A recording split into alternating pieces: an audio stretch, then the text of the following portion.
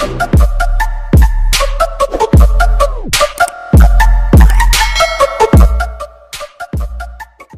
mga master, welcome back to our channel. Panibagong araw, panibagong kabanata na naman ang pagsamasamahin natin ngayong araw na ito. At kung bago ka sa ating channel, paki-click ang subscribe button and hit the notification bell para updated kayo sa ating mga susunod na videos.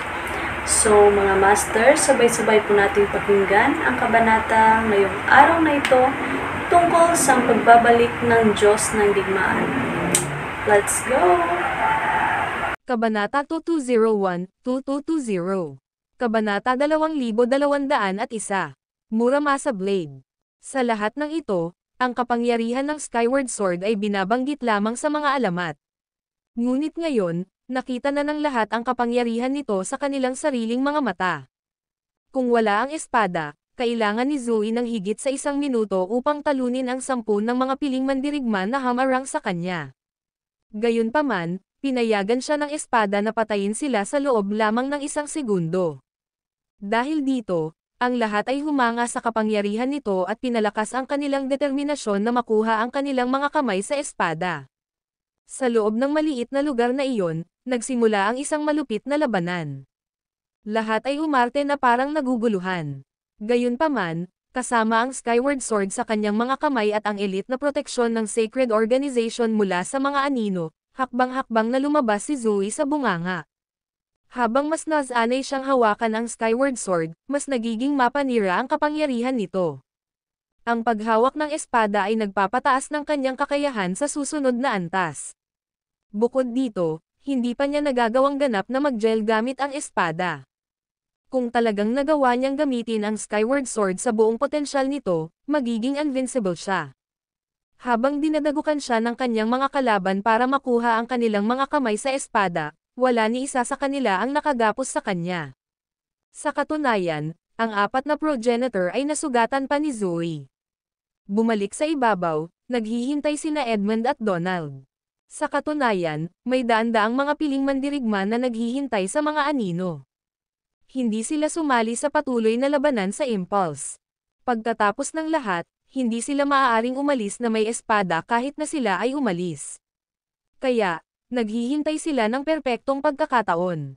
Nakatayo sa bakana ng bunganga, pareho silang nagpalitan ng tingin at ngumiti, hulaan mo kung sino ang lalabas na may espada. Pwede ba Zoe? Pareho silang nag-iisip na siya iyon. Boom! Ang susunod na sandali, Zoe burst out sa langit. Tulad ng inaasahan, pigilan mo siya. Tumalon sa ere sina Edmund at Donald at naglunsad ng tig-isang suntok para pigilan si Zoe. With brute force alone, pareho nilang pinilit si Zoe pababa. Ang 4 na banal na general, ang mga piling mandirigma mula sa The Cardinal Hall, Garrison Industry, at iba pang mga mandirigma na nasa lugar ni Edmund ay sama-samang sumalakay. Maging ang mga mandirigma mula sa angkan ni Garrison ay kumilos. Desperado nilang pinigilan si Zoe at hinaranggan ang lahat ng ruta ng pagtakas niya. Samantala, nang makita ng iba pang mga mandirigmang nagtatago ang Skyward Sword sa mga kamay ni Zoe, lahat sila ay hindi napigilan ang kanilang sarili at dinagsa si Zoe. Hindi nagtagal, naabutan na rin ng iba pang mga mandirigma mula sa kailaliman ng bunganga. Sa sandaling iyon, naganap ang kaguluhan. 10,000 mandirigma ang nagmasaker sa isa't isa. Bagamat ni Zoe ang mainit na hawak at inaasahang aatakehin siya ng lahat, iba ang ipinakita ng katotohanan. Lahat sila ay gusto ng espada para sa kanilang sarili at may kanya-kanyang agenda. Noong libu-libong mandirigma ang nakikipaglaban para sa parehong bagay, ang pagkakaisa para sa iisang layunin ang huling nasa isip nila. Ito ay ang bawat tao para sa kanyang sarili. Dahil kakaunti lang ang magagawa niya tungkol sa sitwasyon, nagpasya siyang gawin ang lahat para patayin ang kanyang mga kalaban gamit ang Skyward Sword. Dahil alam niyang malilito siya saglit, ginamit niya ang pagkakataon para tugisin ang mga kaaway na balak niyang paghihiganti. Sa maikling panahon, pinatay niya ang marami sa kanila. Samantala, sina Donald at Edmund ay nakikipaglaban din para sa kanilang sariling agenda. Gayunpaman, nakatali din sila dahil napakaraming kaaway sa lahat ng dako. Wala lang pagkakataon na makalapit kay Zoe at sa Skyward Sword. Nakakamangha, Ang Skyward Sword ni Erudia ay maihahambing sa aking Muramasa Blade mula kay Reisonia. Talagang kamangha-mangha. Ang ilang mga figure ay nanunood ng labanan mula sa tuktok ng isang burol na may kalayuan. Pinuri ng binata na nangunguna sa kanila ang kapangyarihan ng Skyward Sword. Siya ay isang manlalaban mula sa Reisonia na lumitaw 2 taon na ang nakakaraan at isang kinatawan ng Reisonian Ancient Clans. Siya ay napakalakas at may dalang Muramasa Blade na maihahambing sa Skyward Sword. Bukod dito, nirerango siya sa 3 pwesto sa Divine Leaderboard.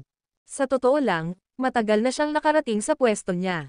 Gayunpaman, ang layunin ng kanyang pagbisita sa Erudia ay hindi makuha ang Skyward Sword ngunit upang makita ang kapangyarihan nito sa halip. Bukod dito, marami pang katulad niya na nagmasid mula sa mga anino, na interesado sa kapangyarihan ng espada. Samantala, si Forlivia ay nanunood din mula sa mga anino. Hanggat hindi nasa panganib si Zoe, hindi siya makikialam. Hayaan mo munang umalis ang Skyward Sword. Sa sandaling iyon, gustong unahin ng mga elite fighters mula sa Sacred Organization ang pag-alis ni Zoe. Kaya, lumikha sila ng isang landas sa pamamagitan ng pagpatay sa lahat ng mga kaaway sa kanilang paraan. Ang video na ito ay edited by Urban Storytelling. Kabanata 2202. Pagmamay-ari ng Skyward Sword. Ang larangan ng digmaan ay nasa ganap na kabuluhan. Sa kabila ng lahat ng piling mandirigma na nagtipon, lahat ay nakipaglaban para sa kanilang sariling agenda sa halip na magtulungan. Sa makatuwid, ang sagradong organisasyon ay madaling gumawa ng landas upang makatakas. Matapos titigan ang kanyang mga kaaway, tiyak na tumalikod si Zoe at umalis. Bilang, sumigaw si Edmund, lahat, hindi ngayon ang oras para mag-away tayo. Dapat tayong magsama-sama at kunin muna ang Skyward Sword mula sa She-Devil. Pagkatapos nito, maaari nating ipaglaban ito muli. Napaungol ang lahat bilang pag-amin sa plano ni Edmund. Tama iyan. Ang Skyward Sword ay maaaring pag-aari ng sino man maliban kay Zoe. Lahat, alisin muna natin ang espada sa kanyang mga kamay. Kailangan nating magkaisa at patayin si Zoe para sa espada. Sang-ayon sa panukala, ipinaalala ni Donald, lahat, kasama natin ang mga kasabwat ni Zoe. Kailangan nating itigil ang pag-aaway sa isa't isa. O kung hindi, siya ay tatakas. Atake, mag-away tayo. Sa wakas, nagkaisa ang lahat. Maliban sa paksayo ni Zoe, ang lahat ay bahagi ng dali-daling nabuong alyansa. 10,000 mandirigma ang dumagsa kay Zoe at sa kanyang mga tauhan. Labis na tumaas ang pressure na naramdaman ni Zoe. Kahit na sa kapangyarihan ng Skyward Sword, napakaraming kaaway. Unti-unti, nagsimula siyang mag-alinlangan. Ang mga nagdulot ng nakikitang banta sa kanya ay sina Donald at Edmund. Sa normal na kalagayan, walang maniniwala na magtutulungan sila. Sa hindi pagkakataon, ginagawa nila iyon ng mga sandaling iyon. Ito ay isang senaryo na hindi binalak ng Dark Emperor. Hinulaan at inilagay niya ang bawat detalye maliban sa katotohanang magtutulungan silang dalawa. Boom! Boom! Magkasabay na umatake sina Donald at Edmund mula sa harap at likod ni Zoe. Paf! Gaano man kakilakilabot si Zoe, hindi niya nakayanan ang kanilang pinagsama-samang pag-atake. Dahil dito, nagawa nilang sugatan siya. Bam! Pagkatapos noon, ang 4 na banal na general ng The Cardinal Hall ay nagawang saktan pa siya, dahilan para mawala ang pagkakahawak niya sa Skyward Sword. Sa sandaling iyon, libu-libong mandirigma ang sumugod papunta dito. Gayunpaman, nang magpakawala ng misteryosong ngiti si Edmund, naramdaman ng mga mandirigmang iyon ang pagbabago sa kapaligiran. Bigla nilang naramdaman na parang nabalaho sila ng tontonadang bigat. Ang lahat ng mga galaw ay tila matamlay, na naging sanhi ng kanilang lakas sa pakikipaglaban upang hindi sila mapansin. Ha! Humagalpak ng tawa si Edmund. Dumaan siya sa nag-iisang pagsasanay sa kinatatayuan nila. Kaya naman, naiintindihan niya ang lupain. Dahil ang teritoryo ay nasa loob ng kanyang saklaw ng impluwensya, kaya niyang kontrolin ang lahat doon. Maging si Donald ay naapektuhan nito, dahilan para hindi siya nakarating sa oras. Pumalakpak. Sa susunod na sandali, nahulog ang Skyward Sword sa mga kamay ni Edmund. Nang ang iba pang mga mandirigma ay gustong puntahan ito, ang Cardinal Hall, Garrison Industry, at lahat ng iba pang makapangyarihang pangkat ng Erudian ay tumayo sa harap ni Edmund upang protektahan siya. Sina Asher Dragon at Kirin ay kabilang sa mga nagpoprotekta kay Edmund. Matapos makita ang malupit na labanan laban sa espada, naramdaman nilang parang isinumpa ang espada na nagdulot ng napakaraming pagdanak ng dugo. Kaya naman, mas pinili nilang mahulog ito sa mga kamay ni Edmund. Ito ay hindi isang isyo na gusto niya lamang ang espada upang masiyahan ang kanyang ego. Sa pinakakaunti, maaari niyang maging mas malakas at protektahan si Erudia sa kanyang lakas. Ikaw, hindi inaasahan na ang lugar ay nasa ilalim ng kontrol ni Edmund, galit na pinandilatan siya ni Donald. Hahaha, nauna na kayong lahat, ang Skyward Sword ay kay Erudia. Walang sino man ang maaaring gumawa nito.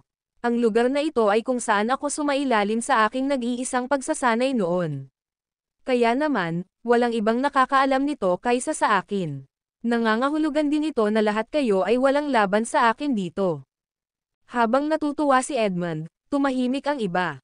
Bagamat ninanais nila ang Skyward Sword, alam nilang hindi sila magkakaroon ng pagkakataon dahil kontrolado ni Edmund ang lupain. Bukod dito, napakaraming lalaki ang nagtatanggol sa kanya. Biglang tumingin si Edmund sa direksyon ni Zoe at sinabing, ang una kong gagawin sa Skyward Sword ay patayin ang She-Devil, Zoe Lopez. Sa sandaling iyon, hindi inaasahan ni Zoe na ang mga miyembro ng Sacred Organization ay nadulas at iniwan siya doon.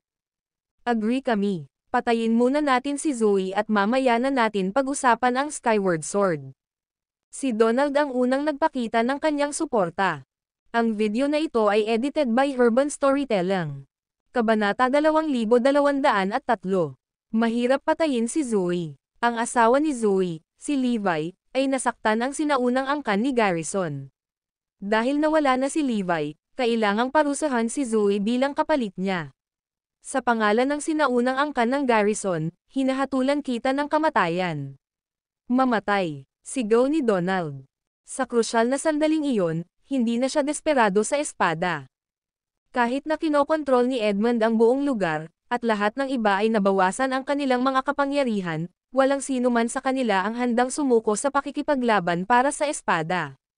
Maaaring hindi matatalo si Edmund dito, ngunit hindi siya mananatili dito magpakailanman, hindi ba? Sa sandaling umalis siya, ang Skyward Sword ay muling makukuha. Sinusuportahan ko ang ideya. Isa-isang nagpahayag ng paninindigan ang pinakamakapangyarihang paksayon sa Erudia. Hindi mahalaga kung ano ang relasyon nila ni Zoe, lahat sila ay umayon. Pumayag. Nagpa siya ang lahat na patayin muna si Zoe. Pagkatapos ng lahat, mayroon silang dalawang layunin sa simula ang Skyward Sword at Zoe. Patayin si Zoe. 10,000 lalaki ang umawit ng mariin. Sige, kung ganoon, ayalay natin ang kanyang dugo bilang sakripisyo sa Skyward Sword. Napaungol si Edmund. Para bang ibinahagi ng espada ang kanyang sentimiento, nagpakawala ito ng matinding panginginig. Hindi nagtagal, napuno ng nagniningas na aura ang buong eksena, na naging sanhi ng pagtibok ng puso ng lahat. Ito ba ang kapangyarihan ng Skyward Sword? Ang lahat ay bigla itong pinagnanasaan. Nang maramdaman ang aura ng Skyward Sword, kumikinang ang mga mata ni Donald bilang tugon. Zoe Lopez, ngayon ang araw na mamatay ka para sa iyong mga kasalanan. Itinaas ang Skyward Sword, sinisingil ni Edmund si Zoe.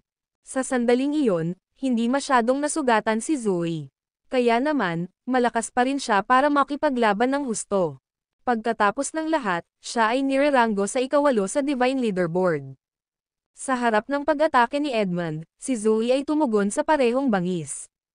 Pinakawalan niya ang lahat ng itinuro sa kanya ng Dark Emperor. Ang napakalaking kapangyarihan na ipinakita niya ay naging dahilan ng pagnganga ng lahat. Maging si Donald ay naningkit ang kanyang mga mata at binago ang kanyang pagsusuri kay Zoe. Maliwanag, si Zoe ay mas nakakatakot kaysa sa inaasahan ng lahat. Sa sandaling iyon, gusto ng marami sa mga naruroon ang kaluwalhatian na talunin ang isang tao na ika-8 sa Divine Leaderboard. Gayunpaman, nang ipakita ni Zoe ang kanyang tunay na kapangyarihan, nagsimula silang magkaroon ng pangalawang pag-iisip. Sa huli, minamaliit nila siya. Kapag siya ay tunay na pinakawalan, siya ay walang talo. Sa katunayan, mas malakas pa siya kaysa sa panahon na hawak niya ang Skyward Sword. Nang hawak niya ang espada, ang kanyang kapangyarihan ay pinigilan nito. Pinipigilan siya nitong ilabas ang buong lakas, hindi tulad ngayon. Hindi magiging madali ang pagpatay sa kanya. Sa wakas ay naunawaan ni Donald kung bakit si Zoe ay tinawag na She-Devil at kung paano siya nakaligtas ng napakatagal. Napakalakas niya kaya kakaunti lang ang makakapatay sa kanya. Marami pang iba ang nagbahagi ng damdamin ni Donald. Kung 1-to-1 ang laban nila, mahirap para kay Edmund na gumawa ng maikling gawa kay Zoe. Gayunpaman, iba na ang sitwasyon ngayon. Nakuha ni Edmund ang kanyang mga kamay sa Skyward Sword. Bukod dito, dumaan siya sa nag-iisang pagsasanay sa lugar na iyon at napuno ang sarili ng Solaris energy ng espada. Dahil nakagawa siya ng link sa Skyward Sword, mas natural niyang nagamit ito at nailabas ang tunay na lawak ng kapangyarihan nito. Nang makita ni Edmund kung gaano kalakas at katigas ang ulo ni Zoe, nagalit siya. Dahil sa lahat ng ito ay nilinang niya ang Solaris energy, umaapaw siya dito. Kasama ng Solaris energy sword, para siyang anghel na bumaba mula sa langit para patayin ang mga kaaway nito. Dahil doon, pinakawalan niya ang mga pag-atake ng Solaris energy gamit ang kanyang espada sa direksyon ni Zoe. Bilang disipulo ng Dark Emperor, sinanay si Zoe sa mga diskarte sa Dark Energy. Sa makatuwid, ang kanyang kapangyarihan ay na-neutralize ng Skyward Sword at Edmund. Boom! Sa pag-atake ng Skyward Sword, pinaso si Zoe ng Solaris energy nito. Binubugbog ni Edmund si Zoe ng buong lakas, na labis siyang napangiwi at nagdulot sa kanya ng pagsuka ng dugo. Boom! Napaatras si Zoe nang tumama sa kanya ang isa pang shockwave. Tanghali, natatakpan na siya ng mga sugat. Panahon na para tapusin ito. Ang video na ito ay edited by Herban Storytelling. Kabanata 2204. For Livia to the Rescue. Dahil nabugbog ng husto, si Zoe ay wala sa kondisyon para ipagtanggol ang sarili o kontra-atake. Nakahandusay sa lupa, ang tanging magagawa niya ay maghintay na kunin siya ng Grim Reaper. Dahil nawalan na siya ng pag-asa at iniwan ng kanyang mga kasama, pinili niyang sumuko. Sa sandaling makuha ni Edmund ang kanyang mga kamay sa Skyward Sword, inutusan ng Dark Emperor ang Sacred Organization na umatras at iwanan si Zoe. Kung tutuusin, wala na siyang halaga sa kanya. Sa pagkakataong iyon, humagalpak ng malakas na tawa si Edmund. Sa paghawak ng Skyward Sword, naramdaman niyang parang naging invincible siya at walang nakapigil sa kanya. Sa parehong sandali, nasaksihan ng lahat ang tunay na kapangyarihan ng Skyward Sword. Itinaas nito ang lakas ng pakikipaglaban ni Edmund sa ibang antas. Dahil dito, si Donald at ang lahat ay nagsimulang mag-imbot sa espada ng may mas matinding sigasig. Ano man ang mangyari, kailangan nilang makuha ang kanilang mga kamay sa espada at hindi dapat sumuko kaagad. Mamatay ka, Zoe. Nagbabrand ng Skyward Sword, sinugod ni Edmund si Zoe na nakapikit na. Maliban sa mga walang kabuluhang kaaway na ito, ang mga tunay na pumatay kay Levi ay naalis na. Nawasak din ang Love of Gods. Sa makatuwid, sa wakas ay maaari na akong mamatay sa kapayapaan at makita si Levi sa kabilang buhay. Nang malapit nang mapunit ng Skyward Sword si Zoe, lahat ay nagsaya sa nalalapit na kapahamakan ng She-Devil. Dahil malapit nang bumagsak ang ika-8 ranggo na manlalaban ng Divine Leaderboard, lahat ay nanonood ng may pananabik. Nang gustong sumugod ni Winona, Mia, at Kirin sa tabi ni Zoe, pilit silang pinigilan ng 4 na banal na general at ng mga piling mandirigma ng The Cardinal Hall, na pinipigilan ang pagliligtas. Zoe. Napahiyaw si Kirin at ang iba sa kawalan ng pag-asa nang mapanood na nila si Zoe na mamatay. Gayunpaman, nadama nila ang pagkakasalungatan dahil sa katotohanan na si Zoe ay hindi may kakaila ang She-Devil. Tama ang gusto nilang protektahan ang pamilya ni Levi. Ngunit si Zoe ay isa sa mga kriminal at karaniwang kaaway ni Erudia. Dahil dito, ang kanilang magkasalungat na tungkulin ang pinagmulan ng kanilang dilema. Inilaan ng Cardinal Hall na tapusin ang lahat sa araw na iyon.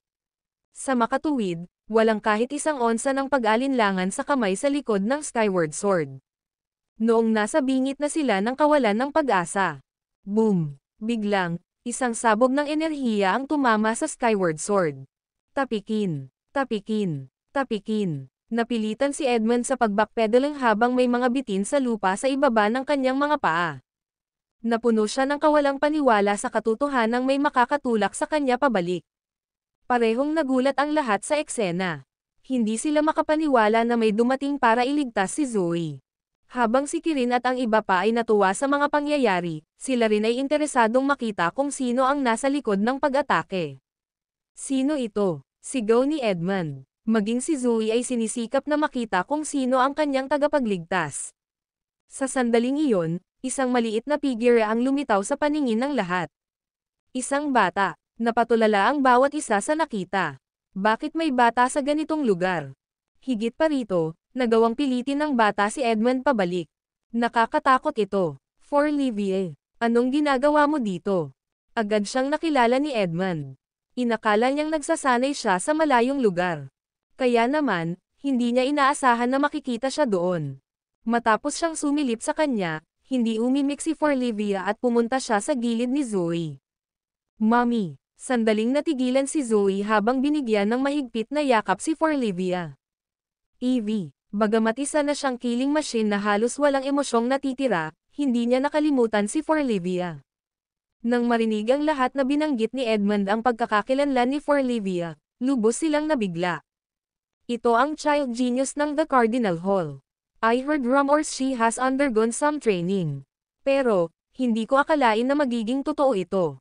Tiningnan ni Donald si Forlivia ng maigi. Yung anak ni Levi. Parehong nagulat si Tyrone at ang iba pa. Malaki na siya. Dahil sa itsura ni Forlivia, nagsalubong ang kilay ni Edmund. Anong ginagawa mo dito? Bumalik ka ngayon. Hindi ka dapat nandito. Sa pagkakaroon ng Forlivia, alam ni Edmund na mahirap patayin si Zoe. Kung tutuusin, natatakot siya sa mga matatandang sumuporta kay Forlivia. Kahit na siya ang pinuno ng The Cardinal Hall, hindi siya pinakinggan ng mga elder. Sa katunayan, maaaring kailanganin pa niya silang bigyan ng kaunting paggalang. Ang video na ito ay edited by Urban Storytelling. Kabanata 2205.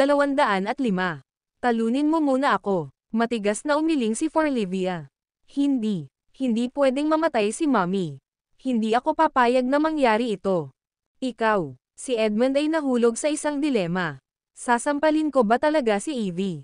Papayag ba ang mga matatanda sa aking mga aksyon? Alam mo bang maraming krimen ang ginawa ng nanay mo at maraming tao ang pinatay? Alam mo ba kung gaano karaming dugo ang nasa kamay niya? Tanong ni Edmund. Umiling si Forlivia. Ang aking ina ay maaaring na-frame na ang pagpatay ay wala sa kanyang kalikasan. Isa pa, wala akong pakialam doon. Hanggat ako, paprotektahan ko siya. Ang mga matatandang nagtatago sa mga anino ay nagsimulang mag-alala dahil sa kanilang pinakamasamang takot ay nagkatotoo. Sa wakas ay namagitan na si Forlivia. Dahil dito, nag-isip sila kung dapat ba silang makisali sa kaganapan ng isang labanan. Haha, anong joke? Ang anak na babae ng She-Devil pala ang pinakamagaling na manlalaban ng The Cardinal Hall. Mukhang breeding ground lang ng mga demonyo ang The Cardinal Hall. Ito ay katawa-tawa. Sila rin ay walang iba kundi mga mapagkunwari. Sinusubukan ba ng Cardinal Hall na protektahan ang She-Devil? Ang mga pulutong ng mga malalakas na pangungutya ay nagpahiya sa The Cardinal Hall. Ito ay isang kahihiyan para sa kanila na kahit papaano ay sumasali sa She-Devil. Sa makatuwid, nagkaroon ng mas matinding pangangailangan na patayin si Zoe dahil kailangan nilang tabyusan ang kanilang reputasyon. Tigilan mo na ang pagbubuga ng kalokohan. Nang sumali ang mga bata sa The Cardinal Hall, siya ay ganap na nahiwalay sa labas ng mundo. Kaya lang, walang kinalaman ang kanyang ina sa kanya at hindi rin siya sama-sama sa The Cardinal Hall. Hayaan mong sabihin ko ulit ito.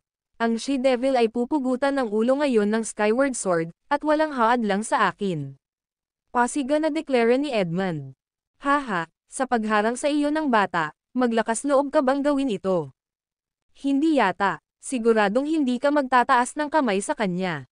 Pinagtawanan ng karamihan si Edmund.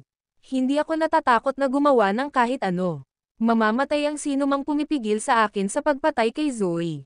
Nagalit si Edmund sa kanilang mga komento. Saktong paghakbang niya ay hinarap siya ni Forlivia. Kung gusto mong patayin si Mommy, kailangan mo munang makalusot sa akin.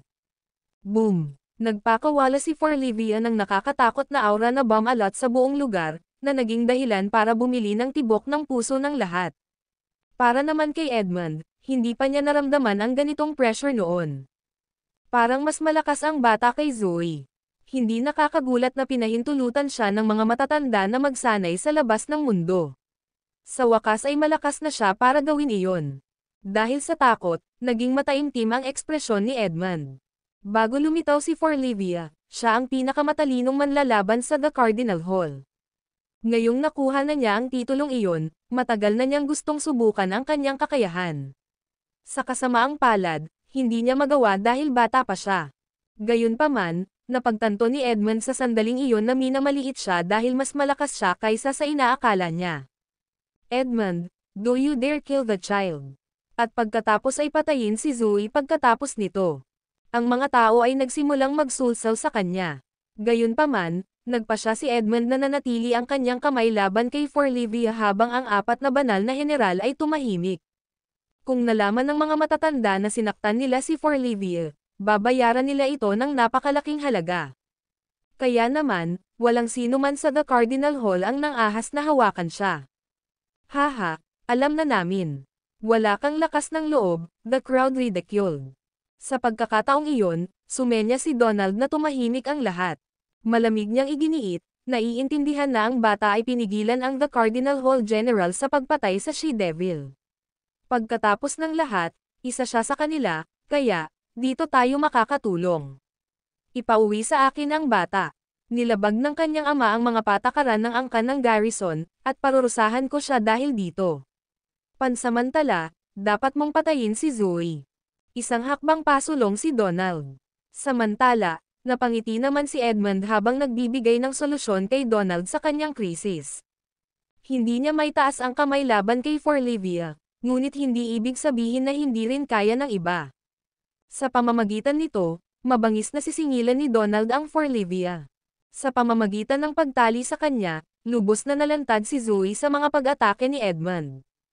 Ang video na ito ay edited by Urban Storytelling. Kabanata 2206. Pagtusok kay Zoe gamit ang espada. Nagtatago sa mga anino, ang mga matatanda ay nababalisa. Wala silang pakialam o gustong marinig ang tungkol kay Zoe, ngunit ang bawat galaw ni Forlivia ay may kahulugan sa kanila. Kaya naman, kinakabahan silang pinanood habang si Forlivia ay nakaharap kay Donald.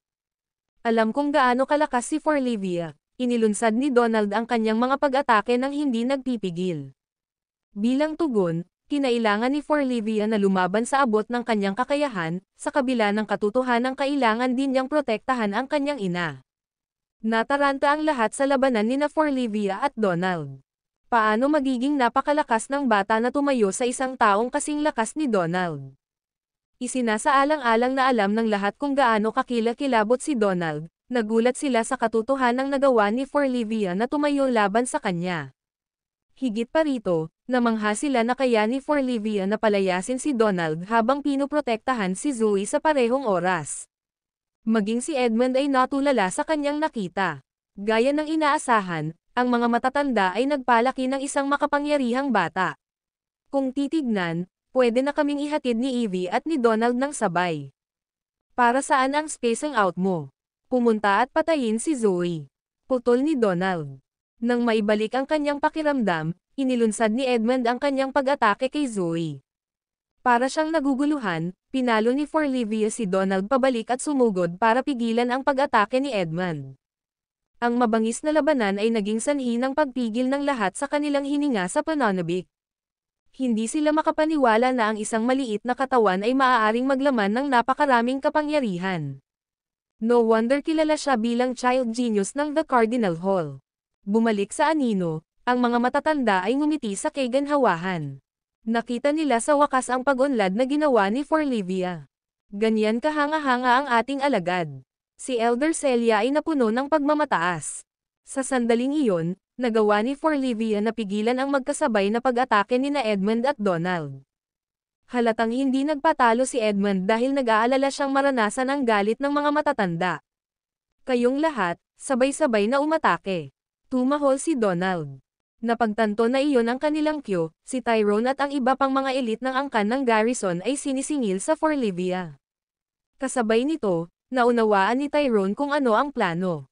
Hinahayaan ni Edmund na patayin si Zoe sa isang tabi, ang tunay na dahilan kung bakit gusto ni Donald na pigilan si Forlivia ay dahil nilayon niyang hulihin siya.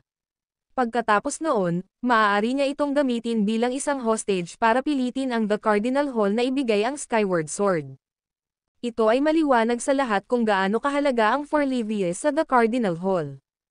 Kung isasaalang-alang ang walang awa na karakter ni Edmund, kapansin-pansing labag sa kanyang kalikasan at sa buong The Cardinal Hall ay pinigilan ang sarili sa harap ni Forlivia. Ang kanilang mga aksyon ay nagpakita ng kinakailangang-kailangan na posisyon ni Forlivia sa The Cardinal Hall. Kaya naman, kapag nahuli na siya, wala nang magagawa si Edmund kundi ibigay ang espada kapalit ni Forlivia. Dahil dito, ito ay isang magandang pagkakataon. Kung sino man ang may anak ay maaangkin ang Skyward Sword. Namangha si Tyrone sa mabilis na pag-iisip ni Donald.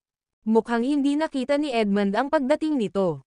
Sa pamamagitan nito, ang angkan ni Garrison ay nakasalansan sa panggigipit kay Forlivia. Unti-unti, nakita ng ibang paksayon ang plano ni Donald. Napagtanto din nila ang pagkuha kay Forlivia ang susi para makuha ang Skyward Sword. Atake din tayo. Kailangan nating hulihin ang bata. Dahil sa pagkataranta ng mga tao, lahat sila ay sumali sa labanan na umaasang madakip si Forlivia. Sa napakaikling sandali, libu-libong lalaki ang sabay-sabay na umatake sa kanya. Kahit gaano pa siya kalakas, hindi niya kayang protektahan si Zoe dahil halos hindi na niya may pagtanggol ang sarili. Samantala, si Donald at ang kanyang mga tauhan ay nagsimulang makaramdam ng pagkabalisa. Sa pagkabigong makuha ang Forlivia sa loob ng maikling window na mayroon sila, pinahintulutan nilang makita ng iba ang kanilang plano. Sa napakaraming kompetisyon, ang pag-secure ng Forlivia ay naging mas mahirap. Samantala, sa wakas ay napagtanto ni Edmund kung ano ang kanilang agenda. Sinadya ng karamihan na kunin si Forlivia para maipagpalit nila ito sa espada. Gayunpaman, huli na niyang napagtanto at wala na siyang magagawa. Kalimutan mo na, dapat patayin ko muna si Zoe. Gamit ang Skyward Sword sa kanyang kamay, sinugod niya si Zoe at itinutok ito sa kanya. Whoosh! Natigilan ang lahat sa nakakatusok na tunog. Ang video na ito ay edited by Urban Storytelling. Kabanata 2207. Ang pinakamakapangyarihang defensive divine tool. Sa round na ito, hindi umiwas o gumanti man lang si Zoe. May tumalsik na dugo habang ang Skyward Sword ay tumusok sa kanyang kanang balikat. All of a sudden, may mga nakakatakot na kukulitin mula sa mga nanlilisik niyang mga mata. Boom! Pinalipad niya si Edmund sa kanyang malakas na hampas ng palad. Poof! Tumalsik ang dugo sa bibig ni Edmund. Nabigla siya at bumili ng tibok ng puso niya. Nakikita ko ba ang mga bagay? Paano posible na ang babae ay maaaring maglabas ng walang kapantay na kapangyarihan kapag siya ay mahina bilang isang kuting? Ang iba ay nakaugat sa lupa, namangha sa napakalakas na kapangyarihang panlaban ni Zoe kahit na siya ay nasa isang kalagayan. Hay nako, ang buong pamilya ni Levi Garrison ay may napakalakas na kapangyarihang panlaban. Ang kanyang asawa at ang kanyang anak na babae ay mahusay sa pakikipaglaban tulad niya. May nagkomento. Kung nabubuhay pa si Levi Garrison, tiyak mapapahiya siya sa sarili niya. Kung tutuusin, masyado siyang mahina sa bagong panahon na ito. Kaya naman kailangan niya ang dalawang babae para protektahan siya sa anumang welga. Panunuyan ng isa pang mandirigma. Dahil si Zoe Lopez ay naghihingalo na, wala siyang suporta sa kanya kahit bumalik siya mamaya. Ang fighter sa tabi niya ay nagpahayag ng kanyang opinyon. Kung hindi dahil sa kalunos-lunos na kapalaran na sasapitan ni Zoe Lopez, si Levi Garrison ay mabubuhay ng maayos sa panahong ito kung babalik siya. Wala siyang dapat ikatakot sa tabi ng kanyang makapangyarihang asawa at anak na babae. I'm sure as he *L na mabubuhay siya ng malaya at magaan. Ang isa pang mandirigma ay halatang inggit kay Levi. Ang mga komento sa buong pamilya ni Levi ay umalangaw-ngaw sa bawat sulok. Maging ang mga matatanda ay may parehong damdamin sa kanila. Dahil parehong kinaya ni na Forlivia at Zoe ang lahat, may lalayo nila si Levi sa anumang panganib. Hindi may kikaila, nasaksihan nila ang kahangahangang kakayahan ni Forlivia. Gayunpaman, nakikipaglaban siya sa ilang libong mandirigma sa ngayon. Not to mention, may iba pang mga elite fighters tulad ni Donald sa kanila. Ang presyo sa kanya ay lampas sa paglalarawan. Sumakit ang puso ng matatanda nang makaramdam sila ng matinding pagkabalisa.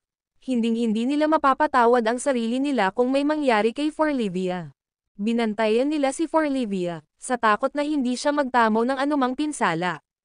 Puno ng pawis ang kanilang noo habang nanginginig ang kanilang mga kamao. Dapat tayong mag-strike kung nasa panganib ang buhay ni Evie. Samantala, hindi nila pinansin si Zoe. Para sa kanila, wala sa kanila ang buhay o kamatayan niya. Napagod si Forlivia nang masugatan ang kanyang ina. Napasigaw siya sa galit at halos hindi na makapaghintay na sumugod sa tabi ni Zoe. Gayunpaman, napakaraming mandirigma ang humahadlang sa kanya. Ang isang nagbitiw na Forlivia ay maaari lamang mag-ipon ng lahat ng kanyang lakas upang labanan ang mga kalaban na lumuluha. Kumukulo sa galit si Edmund nang subukang gumanti ni Zoe matapos niyang ilabas ang kanyang makapangyarihang kapangyarihan. Tumakbo siya papunta sa kanya sa isang iglap gamit ang Skyward Sword, na nangangakong tatapusin siya anumang oras. Hindi nagtagal, halos hindi na may pagtanggol ni Zoe ang kanyang sarili mula sa napakalaking welga ni Edmund. Himala, hindi tumagos ang espada sa kanyang katawan nitong round. Alam ko, ito ang Imperial Armor, isang platinum armor na natuklasan sa mga guho ng The Immortal Sea sa Adron noong nakaraang taon. Ito talaga ang ultimate armor mula sa emperador ng mga sinaunang clans sa Adron. Walang makakalusot dito. Ang isa sa mga mandirigma ay sumigaw sa tuwa. Ay nako, nagkakaroon ako ng goosebumps. Kahit ang dulo ng ultimate Skyward Sword ay hindi makakalusot sa armor. Ang isa pang mandirigma ay tumunog. Natigilan ang lahat nang makita ang platinum armor na suot ni Zoe. Isa itong maalamat na tool sa pagtatanggol, itinuring na isa sa pinakamahusay na mga banal na tool sa loob ng 3 taon na ito. Hindi mabilang na mga mandirigma ang nakikipaglaban para dito noong nakaraang taon. Hindi kailanman sumagi sa isip ng sino man na ang banal na kasangkapan ay nasa pag-aari ni Zoe sa sandaling ito. Higit pa rito, kilala ito sa hindi kapani-paniwalang depensa nito. Sa katunayan, ito ay kilala bilang ang pinaka-nagtatanggol na sandata. Sa ngayon, walang armas ang makakapasok dito. Naghintay ang lahat bilang pag-asam para sa tinatawag na labanan sa pagitan ng Skyward Sword at ang pinakadepensibong Divine Tool. Maging ang mga matatanda ay naakit dito ng hindi mapigilan. Ang kalakasan ng defensive tool ay sadyang hindi mapaglabanan din para sa kanila. Ganoon ba? Tumikim si Edmund habang patuloy na itinaas ang kanyang Skyward Sword. Kumalabog. Kumalabog. Ang Skyward Sword at ang Imperial Armor ay bumagsak sa isa't isa. Basag. Basag. Basag. Pagkaraan ng 3 beses, may nakikitang mga bitek sa Imperial Armor. Bang! Hindi ka panipaniwala, ang Imperial Armor ay nagkapira-piraso matapos bambahin ng Skyward Sword. Kasunod nito, pinalipad si Zoe ng napakalaking puwersa. Hindi na niya kinaya. Nagtamo ng matinding pinsala, tumalsik ang dugo mula sa kanyang bibig. Ito ba ang Skyward Sword? Hindi ako makapaniwala na ang pinakamalakas na pandepensang banal na kasangkapan ay laslas nito sa maikling panahon. Napabuntong hininga ang isa sa mga manlalaban. Ako dapat ang may-ari ng Skyward Sword. Dapat ay pagmamay-ari ko ang kamangha-manghang espadang ito. Nanumpa ang isa pang mandirigma. Ang video na ito ay edited by Urban Storytelling. Kabanata 2208. Nandito siya. Parang lahat ng manlalaban ay nawalan ng malay. Ang hindi kapani-paniwalang kakayahan ng Skyward Sword ay nagpabaliw sa kanila. Halos lahat ay nalinlang ng Skyward Sword. May lubos na kabaliwan sa kanilang mga mata. Mas gugustuhin nilang ipagsapalaran ang kanilang buhay para makuha ang espada. Ang Skyward Sword ay tila may impluwensyahan ang isip ng lahat, sa mabuti man o masama. Sa sandaling ito, ipinadala nito ang lahat sa isang estado ng pagkawala ng pag-iisip. Upang makuha ang Skyward Sword, kinailangan nilang makuha ang Forlivia patungo sa Cardinal Hall ay mapipilitang ibigay ito. Kaya, sila ay tumama laban kay Forlivia ng husto. Lahat ng kanilang isipan ay nanag sa pananabik sa espada. Walang makakapidyo sa kanila. Napatulala si Zoe. Sa una, binalak niyang gumanti, patayin si Edmund at tumakas. Ang Imperial Armor ang huling trump card na hindi niya madaling ibunyag. Ipinagpalagay niya na ang Skyward Sword ay maaaring hindi makalas nito sa loob ng maikling panahon o halos hindi ito magagawa. Hindi sumagi sa isip niya na babaliktad ang mga bagay-bagay. Ang kanyang perpektong plano ay nabigo ng nakakatakot na Skyward Sword. Mahuhulaan talaga ito ng Dark Emperor. Siya ang nagbigay kay Zoe ng Imperial Armor. Tila, dapat ay umatras siya dahil alam niya na ang baluti ay hindi maihahambing sa Skyward Sword. Ang walang kapantay na kapangyarihan ng Skyward Sword ay nagpagulo sa lahat. Maging ang mga matatanda ay nabigla at napabuntong hininga. Kung hindi dahil nakuha ng anak ng Divide Brigadier, baka ipaglalaban din ng iba natin. Ito ay talagang isang nakakatakot na sandata na tila nagbibigay ng spell sa lahat. Hindi napigilan ni Elder Celia ang isang malalim na buntong hininga. Hindi mo pa nararanasan ang eksaktong ultimate power ng Skyward Sword. Nakita ko na ito ng sarili kong mga mata. Nang hawakan ito ng lalaking iyon sa kanyang kamay, hindi siya matatalo at walang kahirap-hirap na kayang tapusin ang sinumang elite na manlalaban ng sabay-sabay. Nakakatakot, nang inig ang isa sa mga matatanda. Ang lahat ng mga mandirigma sa mas matataas na lupain at sa mga liblib na sulok na nakasaksi sa sukdulang kapangyarihan ng Skyward Sword ay tinamaan ng kulog. Ang mahuhusay na manlalaban mula sa raison niya ay labis na nasa sabik. Sumimangot ang mga labi niya habang nagkomento, kwalipikado itong lumaban sa aking Muramasa Blade. Gayunpaman, ang mga mandirigmang ito ay hindi maaaring sumali sa labanan.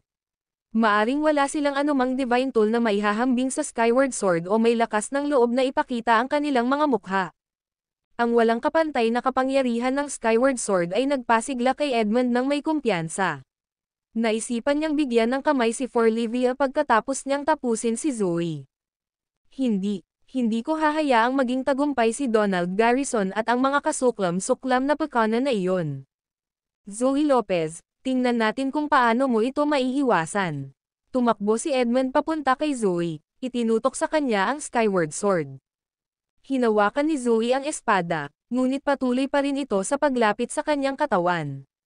Nakatingin lang siya sa pasulong na dulo ng Skyward Sword nang walang magawa. Walang paraan para sa kanya. Mommy, sigaw ni Forlivia. Itinaya niya ang kanyang buhay upang magbukas ng landas at maglakbay patungo kay Zoe. Puff! Bumulwak ang dugo sa kanyang bibig nang makatamo siya ng ilang mga malalakas na hampas sa kanyang likod. Sa ngayon, ang iba ay hindi umaatake laban sa kanya ng buong puwersa dahil sa kanilang pangunahing motibo ay upang hulihin siya. Kaya naman, nasugatan lamang siya bago ito. Gayunpaman, determinado siyang ipaglaban ang lahat para sa kapakanan ni Zoe.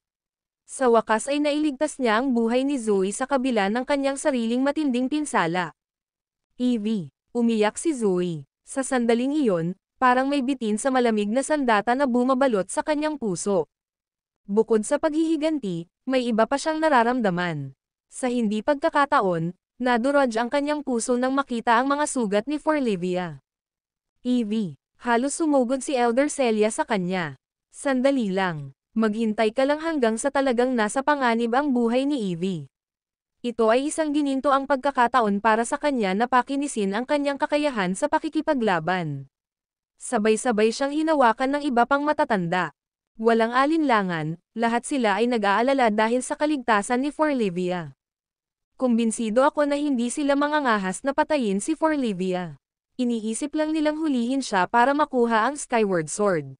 Kaya, hindi na natin kailangang makisali pa. Analitikong komento ng isa sa mga matatanda habang ang iba naman ay nabigla sa eksena. Kunin mo siya. Unti-unting naging kaguluhan ang eksena. Nagiging out of control na ang sitwasyon ng lahat ay tila nawalan ng malay. Forlivia lang ang nasa kanilang mga mata habang ang kanilang isipan ay abala sa kanilang kasakiman sa espada. Napangisi si Donald nang may pumasok sa isip niya. Para mahuli si Forlivia, sinadya niyang akitin si Zoe. Patayin siya. Tapusin mo na siya ngayon. Umuungal siya, inutusan ang iba pang manlalaban na sugurin si Zoe. Nang higit sa 10,000 mandirigma ang humahabol kay Zoe, nagresulta ito sa panibagong alon ng kaguluhan. Umalis ka. Biglang umalangaw ang galit mula sa kahit saan sa langit. Ang video na ito ay edited by Urban Storytelling. Kabanata 2200.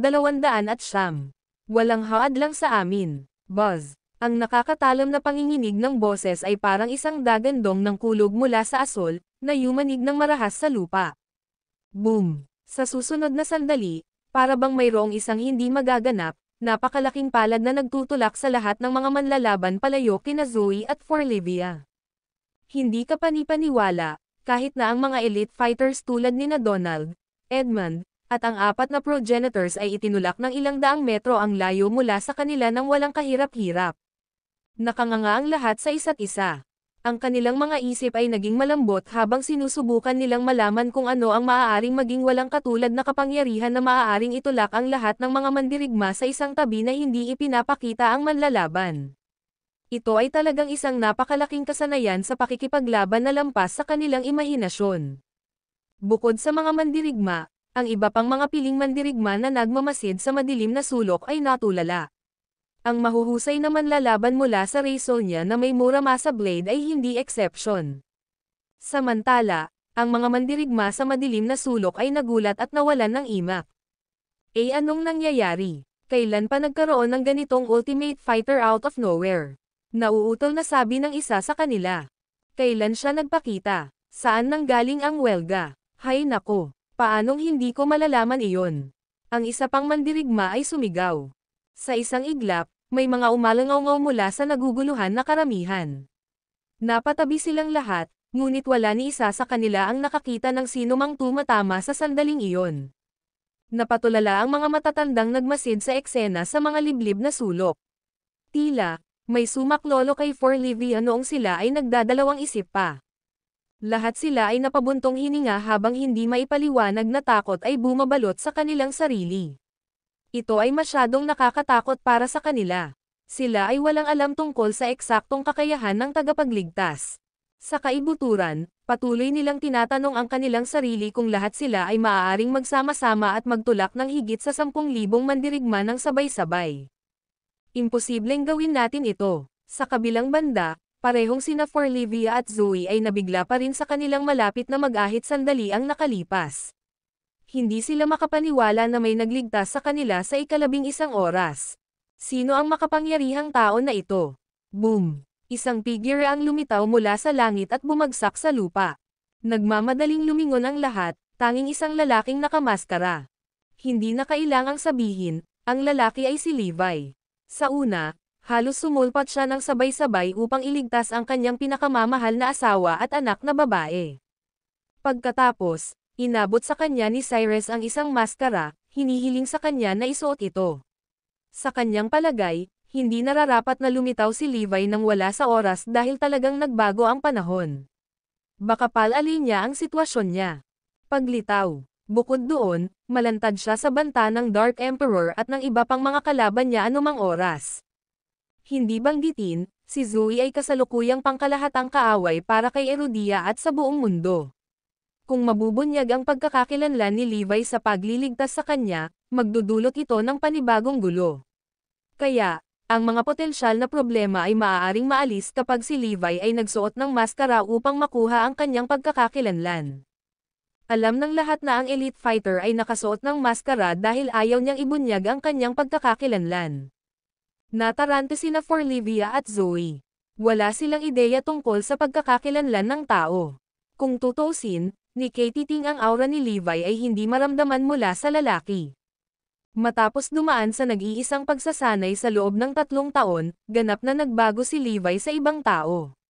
Sa halip na ilabas ang kanyang karaniwang vibes, ang kanyang buong katawan ay naglalabas ng hindi malinaw na ethereal vibe, na parang hindi talaga siya nag-e-exist. Sino ka? Bakit hamarang ka sa daan namin? Matapang na tanong agad ni Donald sa kanya. Hindi agad nakasagot si Levi sa kanya. Luminggalinga siya sa paligid at napansin ang maraming pamilyar na mukha. Sa kanila, naroon sina Tyrone, Kenny, at iba pa.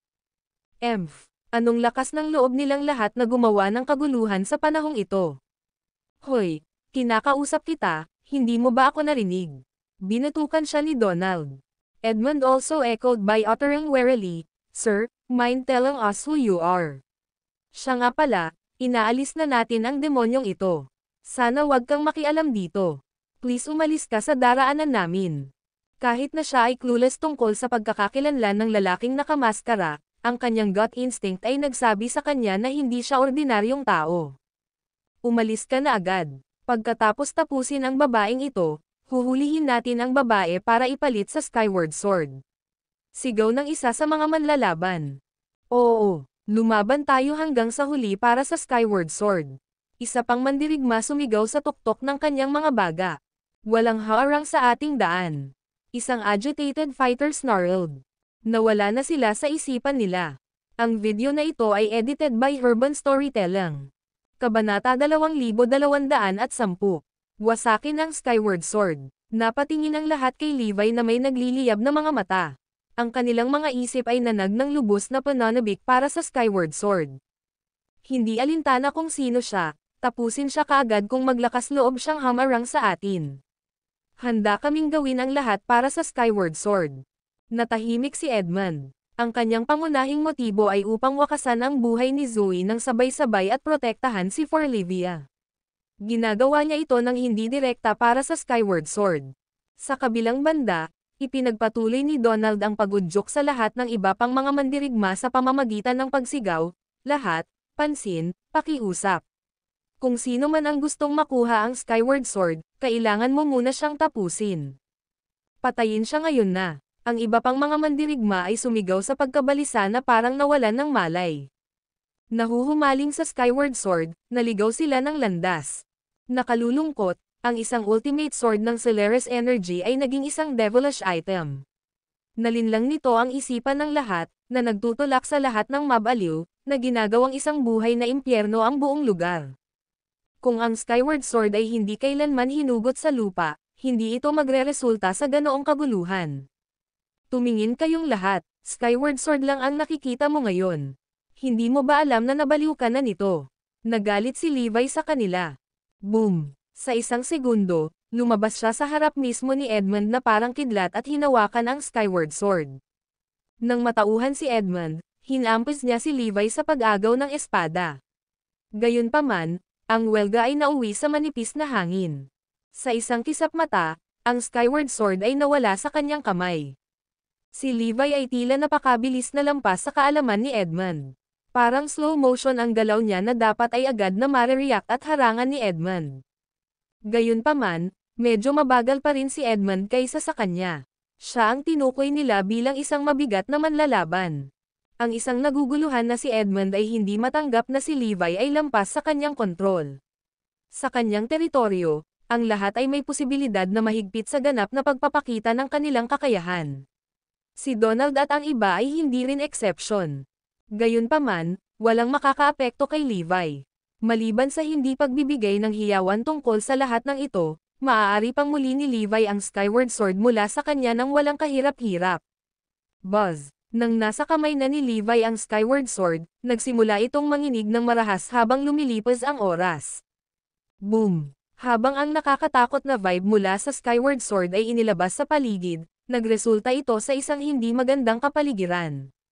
Sa isang iglap, mararamdaman ng lahat ang isang pahiwatig ng mapangwasak na layuning pumatay. Sa madaling salita, iyon ang matinding takot na lumabas sa loob nila, na pumipilit sa kanila na sumuray-suray pa atras. Nagkaroon sila ng gut feeling na ang Skyward Sword ay naglalabas ng sword aura nito na magpapawi sa lahat sa loob ng maikling panahon. Ang bawat isa sa kanila, kabilang si Donald at ang iba pa, ay hindi nakatiis sa nakakatakot na vibe ng espada. Ang Skyward Sword ay sa wakas ay nagmumula sa eksaktong sukdulang kapangyarihan nito. Anong nangyayari sa lupa? May nag-blur out. Ako. Napalunok si Donald habang umaatras siya. Sa mismong sandaling iyon, inilalabas ng Skyward Sword ang pinakamalakas nitong hangarin na pumatay. Isang alon ng takot ang gumagapang pa sa puso ni Donald. Nanlaki ang mga mata ni Edmund sa hindi makapaniwala. Ano ang nangyari sa Skyward Sword? Parang may na-trigger kasinong lalaki ang hawak nito. Kanina, naramdaman ng lahat na kaya nilang hawakan ang Skyward Sword nang walang anumang kahirap-hirap sa kabila ng takot sa tunay na divine tool. Kahit papaano, nabaligtad ang mga bagay pagkatapos na ma-trigger ang Skyward Sword upang palabasin ang napakalakas nitong kapangyarihan. Mukhang walang makakahawak nito sa ngayon, kahit na sina Edmund at Donald. Ang nagbabagong aura ng espada ay nakakapinsala sa kanila.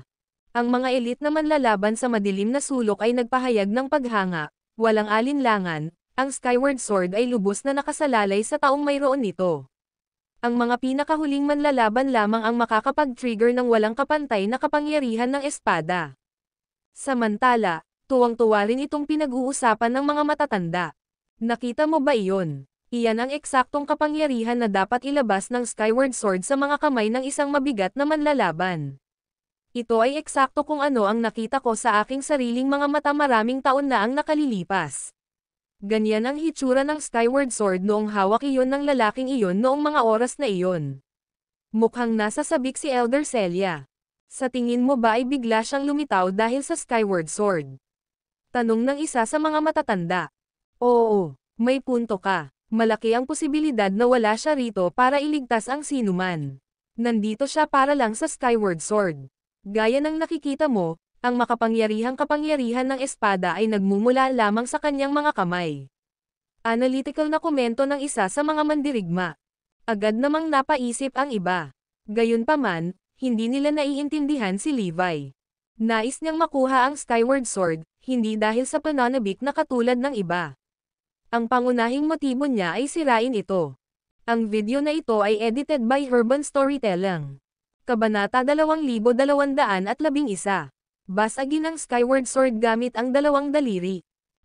Mukhang wala siya dito para iligtas sila. Malamang, nandito siya para sa Skyward Sword. Ang isang mandirigma ay sumigaw ng may kumpiyansa. Lahat ng iba ay tumango. Maging sina Forlivia at Zoe ay pareho ang paninindigan ng iba kanina. Akala nila nandyan si Levi para iligtas sila. Ngayon na tila ang pangunahing motibo niya ay ang bawiin ang Skyward Sword. Parehong nagulat sina Edmund at Donald. So nandito siya para bawiin ang Skyward Sword. Nang makita kung paano pinakawalan ng Skyward Sword ang makapangyarihang kapangyarihan nito, kumbinsido ang lahat na naroon si Levi para agawin ito. Not to mention, mas hindi siya matatalo habang hawak ang Skyward Sword. Buzz! Lumalakas ang vibration ng Skyward Sword. Lumakas ang nakakatakot na aura, unti-unting bumabalot sa bawat sulok. Sa mata ng lahat, mararamdaman ng Skyward Sword ang kakayahan ng kakilakilabot na manlalaban at matutuwa iyon. Ito ang paraan na ang banal na kasangkapan ay sumasalamin sa kanya. Ang Skyward Sword ay katulad ng isang humanoid na may emosyon. Natural lang na maging over the moon ito kapag nasa kamay ng isang taong kayang hawakan ito. Gayunpaman, walang nakakaalam na ang Skyward Sword ay talagang nasa takot sa halip na makaramdam ng saya. Naramdaman nito ang bakas ng pangingibabaw dito. Tingnan kung paano ginawa ng Skyward Sword ang lugar na ito bilang isang buhay na impyerno. Iyan ang tinutukoy mo bilang isang banal na kasangkapan, ha? Dapat itong tingnan bilang isang malademonyong kasangkapan ngayon. Ano ang silbi ng pag-iingat nito? Ngumisi si Levi. Hawak ang Skyward Sword gamit ang kaliwang kamay, iniunat niya ang dalawang daliri sa kanang kamay at kinatok ang espada.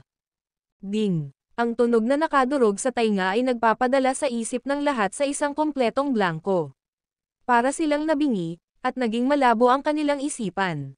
Buzz! Sa kalagitnaan ng hangin, nabuo ang isang ulap ng kabute. Ito ang uri ng ulap na ginawa lamang ng partikular na super weapon. Sa susunod na sandali, ang isang serye ng napakalaking pagsabog ay naging mga labi. Ang malagim na eksena ay nagpalamig sa gulugad ng lahat. Hindi nila alam na ang pinaka-nakakatakot na sandali ay darating pa. Hindi nagtagal, nagsimulang pumutok ang Skyward Sword pagkatapos nitong katok ni Levi gamit ang kanyang dalawang daliri. Bumagsak. Ito ay natapos na nabasag sa maliliit na piraso.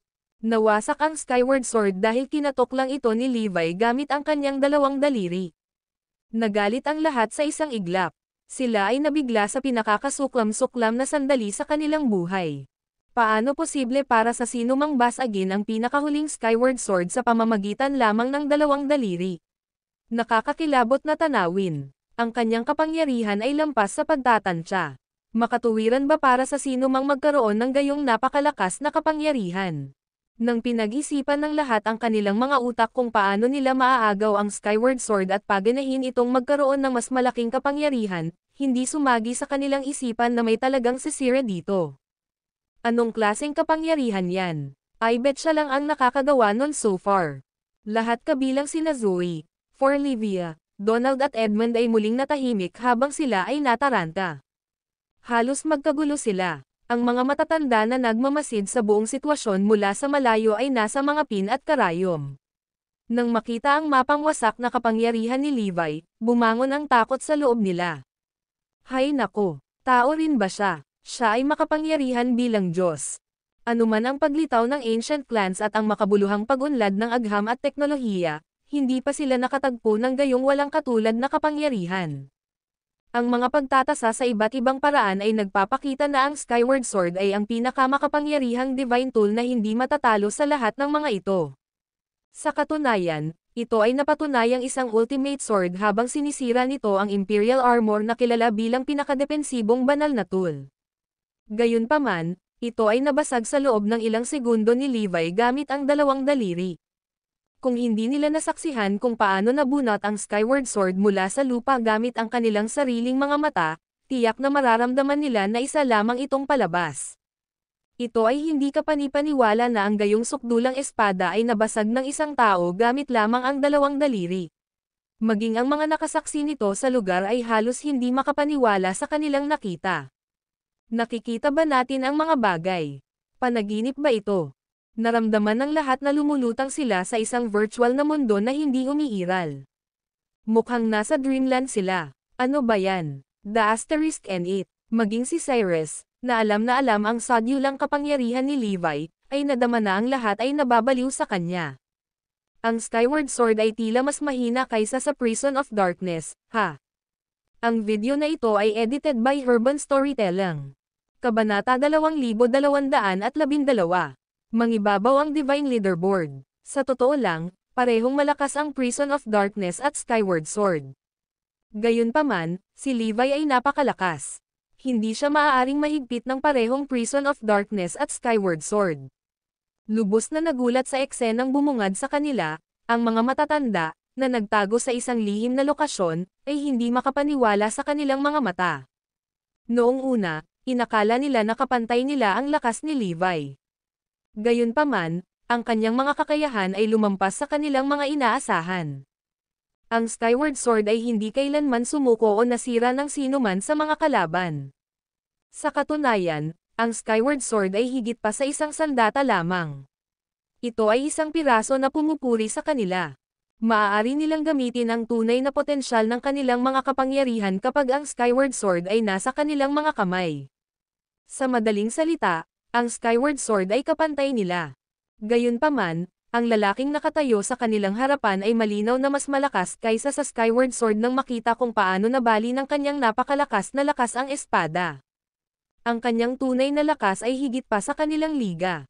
Mahabang katahimikan ang namayani dahil ang lahat ay natigilan sa pagsasalita. Kahit na ang mga mandirigma na nakatago sa gitna ng mga anino ay hindi makapag-ipon ng tamang tugon. Anong klaseng nilalang siya? Nabasag niya ang Skyward Sword gamit lamang ang dalawa niyang daliri.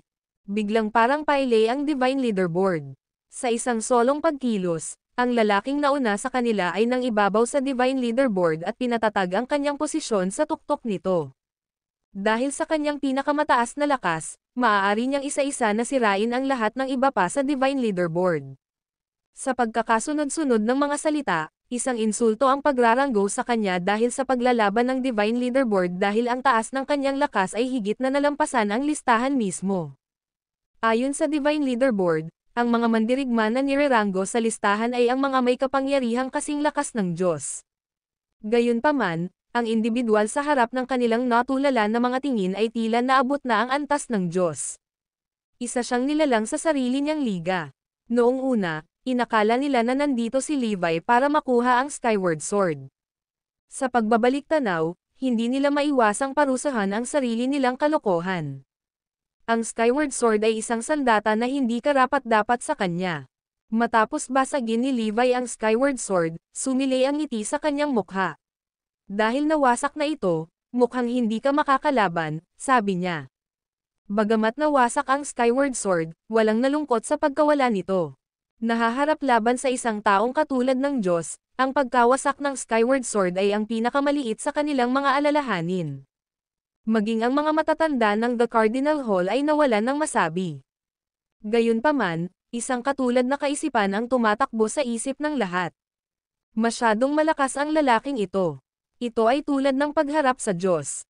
Nang magkalaban sila kay Levi, nadama nina Donald at Edmund na mababa. Ang nananakot at nangingibabaw na aura na nagmula sa malawak na figure ni Levi ay naging dahilan para matakot sila. Isasama ko sila. Mayroon bang anumang oras? Tanong ni Levi bago siya umalis kasama sina Forlivia at Zoe. Isang nakakatakot na katahimikan lang ang sumagot sa tanong niya. Kung tutuusin, sino ang magiging hanggal na tatutol o magsalita? Kahit na ang kaunting paghihiganti kay Levi ay makaranas ng kamatayan. Kaya naman, walang nang ahas na humakbang at hamarang sa kanya. Sa kabila ng pagkakaroon ng bentahe ng mga numero sa kanilang panig, hindi sila tugma para sa kanya. Dahil walang maraming, aalis na ako. Dahil doon, isinama ni Levi sina Forlivia at Zoe at umalis sa eksena. Kaagad, naghiwalay ang mga tao na parang dagat na pula para bigyang daan ang tatlo. Kahit na umalis na sila, nanatiling tahimik ang mga tao na may narinig kang pin drop. Ang bawat tao'y may masilaw at walang laman na tingin na nakapinta sa kanilang mga mukha. Para bang nakatakas ang kanilang mga kaluluwa sa kanilang mga katawan. Maging si Donald ay solemn.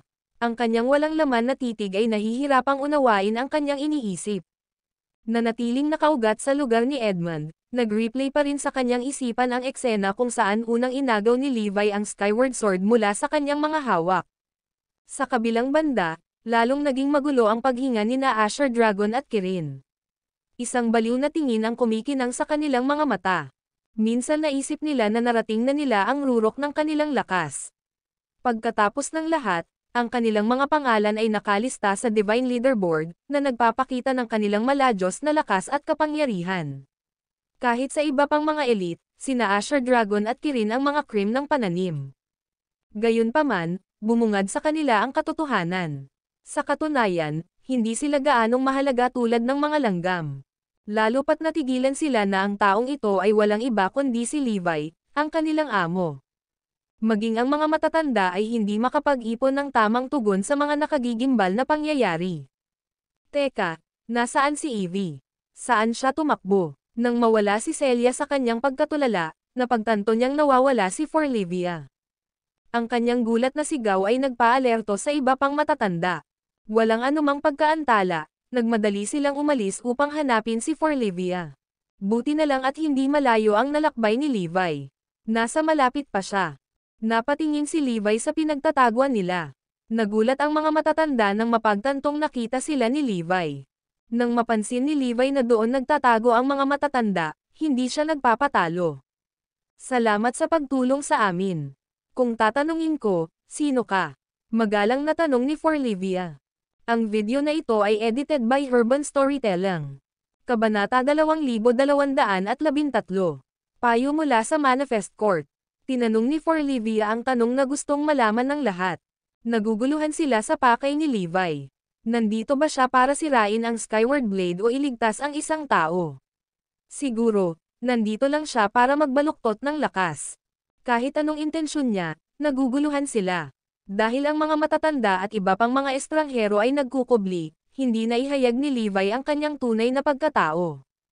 Nang makaharap ni Forlivia si Levi, nakaramdam siya ng pagkakilala.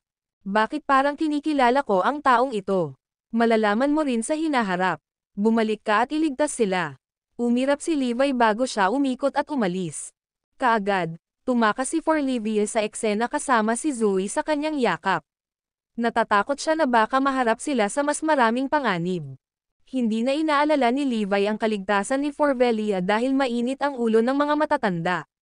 Nagtitiwala siya na ipagsasanggalang siya ng mga matatanda sa anumang pinsala. Bumalik sa nagyayelong kapatagan, si Donald, Edmund at ang iba ay sa wakas ay nanambalik ang kanilang pakiramdam. Nang maghiwa-hiwalay na ang mga tao, isang malakas na boses ang nagpatigil sa kanilang paglalakad. Walang silbi. Lahat kayo ay walang iba kundi isang grupo ng mga walang kwentang tanga. Akalain mo bang mga ganid na barbaro ay maaaring nakawin ang mga gamit ni Erudia? Minamaliit mo ba si Erudia? Kasunod ng boses, isang malakas na putok ang umalangaw-ngaw sa hangin. Kaagad, Nanginginig sa takot ang apat na ninuno at mga mandirigma mula sa ibang bansa. Ang boses ay nagsisilbing malinaw na babala, hindi sila dapat tumuntong kay Erudia. Gayunpaman, sina Edmund at Donald ang partikular na naapektuhan ng mga masasakit na salita. Pagkatapos ng lahat, tinundinan ng boses ang kanilang kabiguan sa pagprotekta kay Erudia. Ang Skyward Sword ay palaging pag-aari ni Erudia at ng mga mamamayan nito. Ang pagkakakilanlan ng Erudian na humawak ng espada ay hindi mahalaga. Gayunpaman, hindi ito maaaring mahulog sa mga kamay ng isang taong hindi nagmula sa Erudian descendant. Iyon ang pangunahing tuntunin na kailangan nilang sundin. Gayunpaman, nasabi ni Edmund na sundin ito. Higit pa rito, pinayagan niya ang mga dayuhang mandirigma na makapasok sa Erudia ayon sa gusto nila. Kaagad, natakot sila sa labas ng kanilang talino. Mukhang ang pinakamalakas na manlalaban ni Erudia, na nagtago sa buong oras na ito, ay humakbang upang ipaalala sa mundo ang kanyang lakas. Kasabay nito, ipinakita niya na kay Erudia ay hindi isang bansa na maaari nilang ipahiya o pukawin. Upang bigyang diin ang kanyang pahayag, ginamit niya ang Skyward Sword upang ipakita ang kanyang kapangyarihan. Sa wakas ay bumungad sa kanila ang pagkaunawa. Hindi kailanman nilayo ng manlalaban na sirain ang Skyward Sword. Ni hindi niya binalak na iligtas ang sinuman. Sa kabaligtaran, gusto niyang ipaalala sa mundo na si Erudia ang dakilang dragon ng Hilaga. Bagamat si Erudia ay nasa isang estado ng dormancy, kahit kailan ang provokasyon ay magkakaroon ng galit nito. Hindi na kailangang sabihin, ang pagkilos ni Levi sa pagsira sa Skyward Sword ay isang malinaw na paalala. Lubos na natakot, ang mga ninuno ay tumakas kay Erudia kasama ang kanilang mga buntot sa pagitan ng kanilang mga binti. Naiisip lang nila ang kakilakilabot na kahihinatnan na nila pagdurusa kung patuloy silang mananatili kay Erudia. Hindi nagtagal, kumalat ang balita na parang apoy. Sa araw na lumitaw ang Skyward Sword, isang manlalaban mula kay Erudia ang ipinakita at sinira ito gamit ang 2 daliri lamang niya. Nagdulot ng kaguluhan ang nakagugulat na balitang ito. Pagkatapos ng lahat, ang Skyward Sword ay kinikilala bilang ang pinakamalakas na divine tool sa mundo. Higit pa rito, ang kapangyarihan nito ay hindi maarap. Gayunpaman, hindi ka panipaniwala na may nakabasag nito sa pamamagitan lamang ng 2 daliri. Muli, naging kinatatakutan at bawal ang Erudia. Kahit na ang malalakas na mandirigma ay matatagpuan sa buong mundo, si Erudia lamang ang nagyayabang ng isang mandirigma na kasing lakas ng Diyos. Ang ibang mga bansa ay napilitang manood ng may inggit. Sa pagtatangkang talunin si Erudia, ang Maya Industries at Kings ay gumawa ng hindi mabilang na mga plano. Gayunpaman, ang paglitaw ng Erudian ay naging alikabok sa kanilang detalyadong mga plano. Walang sino man ang naging hanggal na pumasok sa Erudia kailanman. Para itong kumakatok sa pintuan ng kamatayan. Sa sandaling bumalik si Edmund, binato niya ang The Cardinal Hall at Eragon ng hindi mabilang na mga tanong. Sino sa lupa ang taong iyon? May koneksyon ka ba sa kanya? Gayunpaman, parehong hindi na ibigay ng The Cardinal Hall at Eragon kay Edmund ang mga sagot na gusto niya.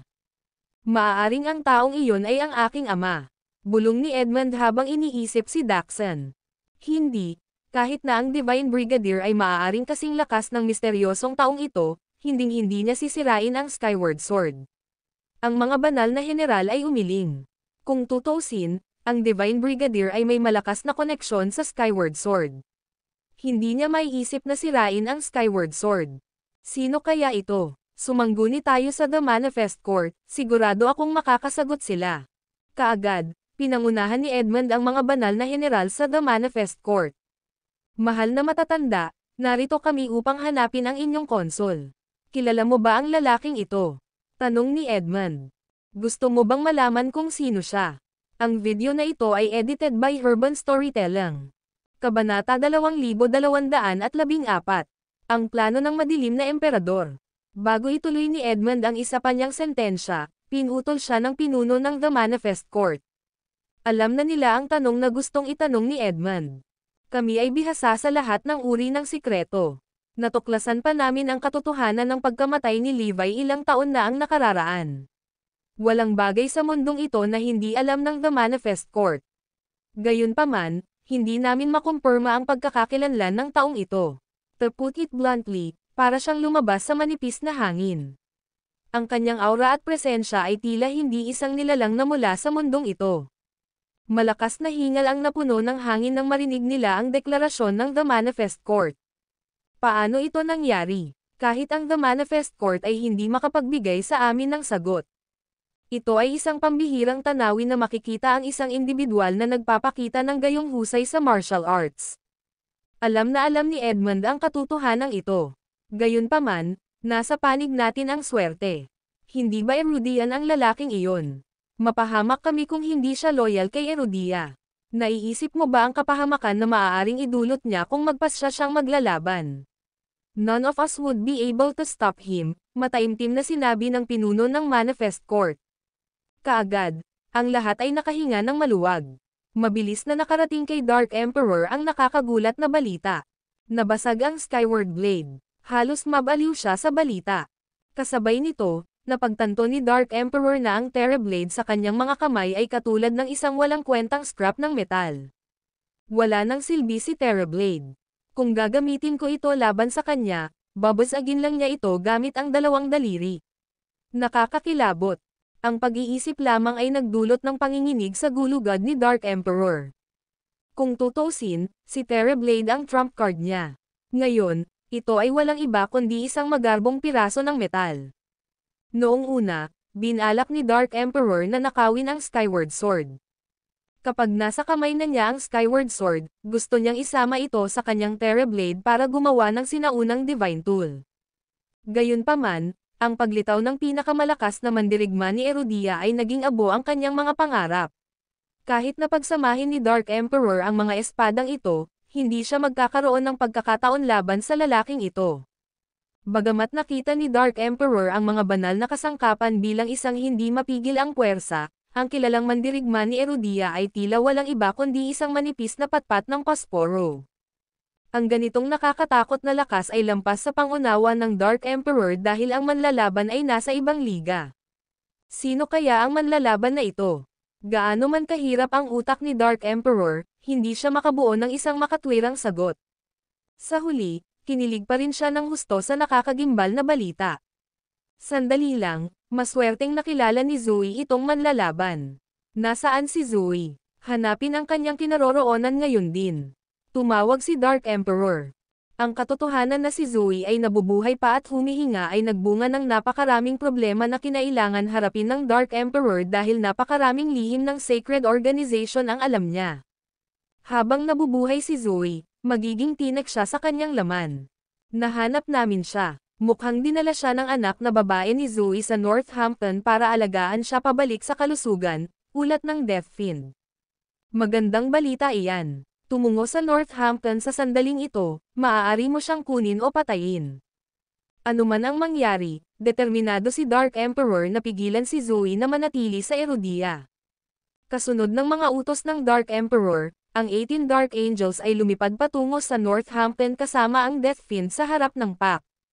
Ito ay isang napakatalino na diskarte dahil ang atensyon ng lahat ay nakatuon sa hindi mabilang na mga barbaro na tumatakas sa Erudia. Kaya naman, maaari silang pumasok ng hindi napapansin. Bumalik sa Northampton, sa wakas ay ibinalik ni Forlivia si Zoe. Sa pagdating ni na Zoe at Forvelia, nagtipon-tipon ang mga kapamilya nila para salubungin sila.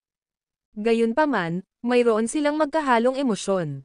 Habang sila ay nalulugod na makita ang Forlivia, ang pinakamamahal na hiyas ng The Cardinal Hall, ang kanilang kalooban ay nagbago ng husto pagdating kay Zoe. Pagkatapos ng lahat, si Zoe ay ngayon ay pangkalahatang kaaway ni Erudia at binansagan pa siyang She-Devil. Gayunpaman, isinantabi nila ang kanilang mga damdamin at nagpasya na gamutin ang mga sugat ni na Zoe at Forlivia. Kapansin-pansin, pinakawalan ng Cardinal Hall si Henry at ang iba pang garrison industry.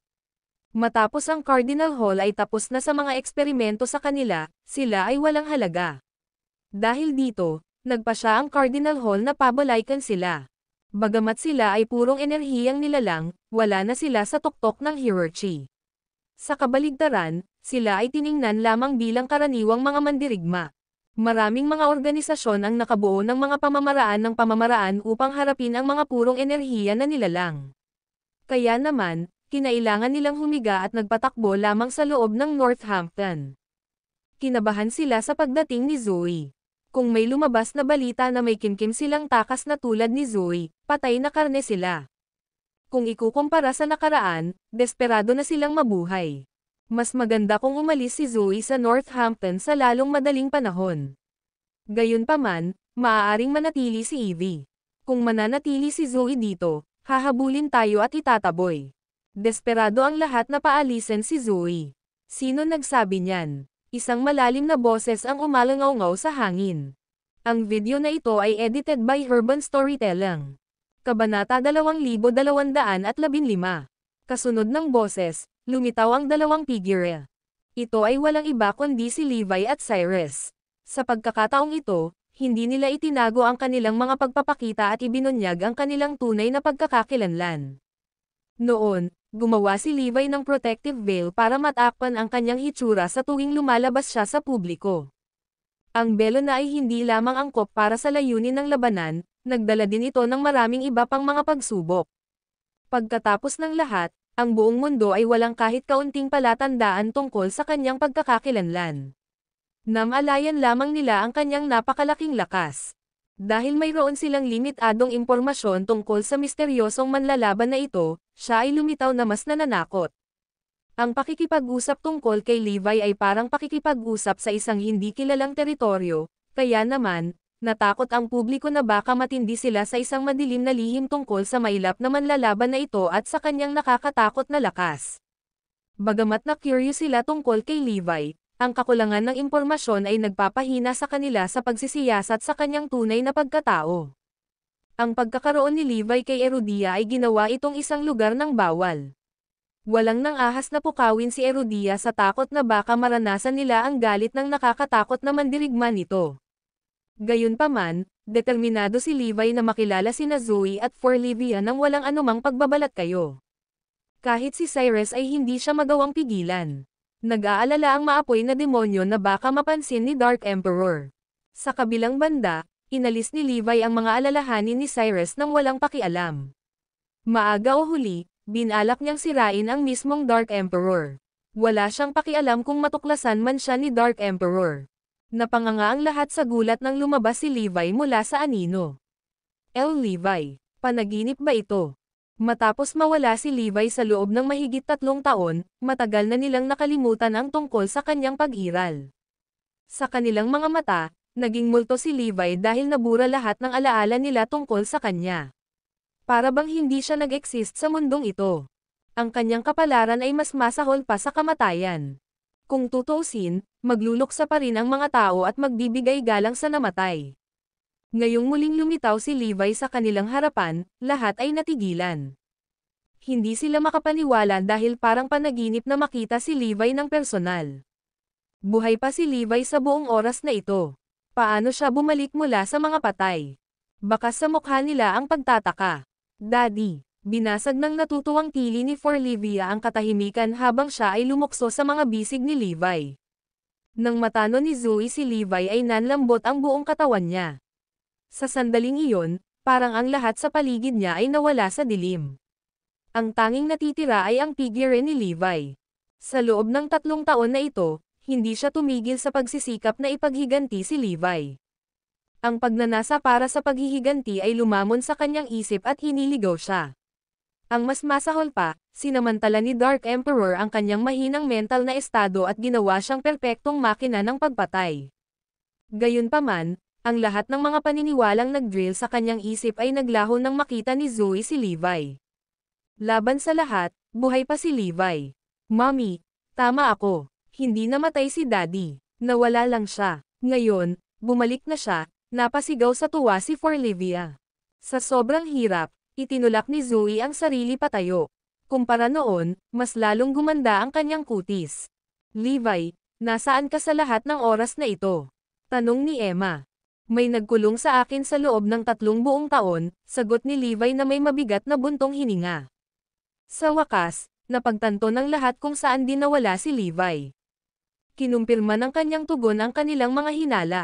Ipinapalagay nila na ang mga kapangyarihan ni Levi ay nanatiling walang pagbabago dahil siya ay natatakan sa loob ng 3 taon. Kaya naman, itinuring nila siyang isang karaniwang manlalaban. Ang antas ng kapangyarihan ni Levi ay wala kahit saan malapit sa mga nangungunang manlalaban sa dekada na ito. Levi, nakangiting sabi ni Henry, 3 taon na. Alam mo ba kung gaano kalaki ang pagbabago sa mundo noong wala ka? Lumingon sa kanila si Levi. Well, mukhang pinakawalan na kayong lahat. Levi, alam mo bang nabawasan ang lakas mo? Sa ngayon, ikaw ay halos hindi manlalaban. Paano mo paprotektahan si Zoe? Siya ay nakalista bilang numero 1 kaaway ni Erudia at binansagan bilang A. Demonyong uhaw sa dugo. Ang kanilang mga salita ay naging dahilan lamang upang tumawa ng malamig si Levi. Paano ko siya paprotektahan? Siyempre, gagamit ako ng kamao, sagot niya. Ang bawat tao'y sumambulat sa mga hysterical na tawa. Naisip nila na si Levi ay walang alam sa pag-unlad ng mundo. Sa sandaling matikman niya ang malupit na katotohanan, mauunawaan niya kung ano ang pakiramdam ng walang magawa. Kahit na nasa bingit ng kamatayan si Zoe, hindi niya ito matutulungan. Ang tanging magagawa ni Levi ay ang manood ng walang magawa. Levi, hindi mo alam kung gaano kakaina sa bagong mundong ito, nanunuyang sagot nila. Hahaha, ang video na ito ay edited by Urban Storytelling. Kabanata 2216. Binalak ni Henry at ng iba pa na ipadala si Zoe sa pagkatapon mula sa Erudia. Ang pagdating ni Levi, gayunpaman, ay nagbago ng kanilang isip. Gusto nilang masaksihan niya mismo ang pagkamatay ni Zoe. Kailangang makita ni Levi kung gaano kalayo ang pag-unlad ng mundo, at kung gaano siya kaliit at hindi mahalaga sa malawak na lupaing ito. Gulat na tinitigan ni Zoe si Levi at nauutol, "Bibuhay ka pa." "Siyempre ako, nahulog ka sa mga pakana ng Dark Emperor. Sinamantala niya ang kagustuhan mong ipaghiganti ako at ginawa kang killing machine," paliwanag ni Levi. Ang kanyang mga salita ay nagsimulang yumanig sa pananampalataya ni Zoe sa Dark Emperor. Itong lalaking nauna sa akin ay si Levi, hindi basta-basta impostor. May tinatago kayang sikreto ang Dark Emperor. Baka hindi alam ni Master na buhay ka. Pinaghihiganti ka niya. Natalo naming dalawa ang napakaraming kaaway para sa iyo, at nilabas pa namin ang Love of Gods. Mabuti na lang at talagang nawala na ito sa mukha ng mundong ito. Nakita kong bumaba ito ng sarili kong mga mata. Ang time na deklarasyon ni Zoe ay natigilan kay Levi. Ano? Wala na ang Love of Gods. Paano? Hindi kailanman sa pinakamalaking panaginip ni Levi ay hindi niya maisip na ang laboratorio ay mawawala ng tuluyan. Batay sa kanyang pag-unawa sa kasalukuyang pag-unlad ng mundo, ang pagkawasak nito ay talagang isang groundbreaking na paghahayag. Ang Love of Gods ay praktikal na pinangunahan ang pinakabagong pag-unlad at pagsulong ng agham. Salamat sa mga kakayahan at kakayahan na ito, walang alinlangan ito ang nakikita sa kasalukuyang panahon. Paanong mawala na lang? Nakuha kaya ito ng Dark Emperor? Imposible. Tumanggo si Forlivia na may paliwanag. Daddy, totoo po, wala na ang Love of Gods. Unti-unti itong nawala sa loob ng 3 taon. Aktibo pa rin ang lab 3 taon na ang nakalilipas dahil kay Lucifer, hindi siya namatay kasama mo gaya ng inaakala namin. Naging hindi aktibo ang lab at nawala sa susunod na 2 taon. Kinalimutan na ito ng tuluyan, tulad mo. Nagsasabi sila ng totoo. Gayunpaman, naisip ni Levi na ang Love of Gods ay nagtatago lamang ng sarili habang pinagmamasdan nito ang mundo at naghahanda ng isang malaking plano. Sa sandaling muling lumitaw ang lab, walang alinlangang pupunitin nito ang anumang magkasalungat na organisasyon. Ang lahat ng usapan tungkol sa Maya Industries at Kings na pinapalitan o nalampasan ang Love of Gods ay walang iba kundi isang load ng bullshit. Hindi alam ng publiko kung ano ang ibig sabihin ng tunay na kapangyarihan hanggat hindi nila nakikilala ang Love of Gods. Inihalin tulad ni Levi ang sitwasyon sa kanyang muling pagpapakita, na bumagyo sa mundo. Oo, tama siya. Sinira ko ang Love of Gods kasama si Master. Siguradong hindi ko alam na buhay ka pa, Levi. Hindi mo alam kung gaano niya ako tinulungan sa aking pagsisikap na ipaghiganti ka. Walang paraan na manipulahin niya ako. Ang Dark Emperor ay isang tusong anting-anting, at si Zoe ay lubos na nahulog sa ilalim ng kanyang spell na nalaman niya ang kanyang bawat salita bilang ebanghelyo. Ang anumang pagpuna sa Dark Emperor ay nagagalit sa kanya sa halip na iling ang kanyang paniniwala. Masyado siyang malalim. At saka, lahat ng sinabi niya kanina ay may katuturan. Wala akong tiyak na patunay na ginagamit siya ng Dark Emperor. No wonder hindi siya naniniwala sa akin. Gayunpaman, kailangang subukan ni Levi.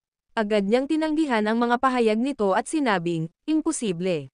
Paano mo at ng Dark Emperor masisira ang Love of Gods?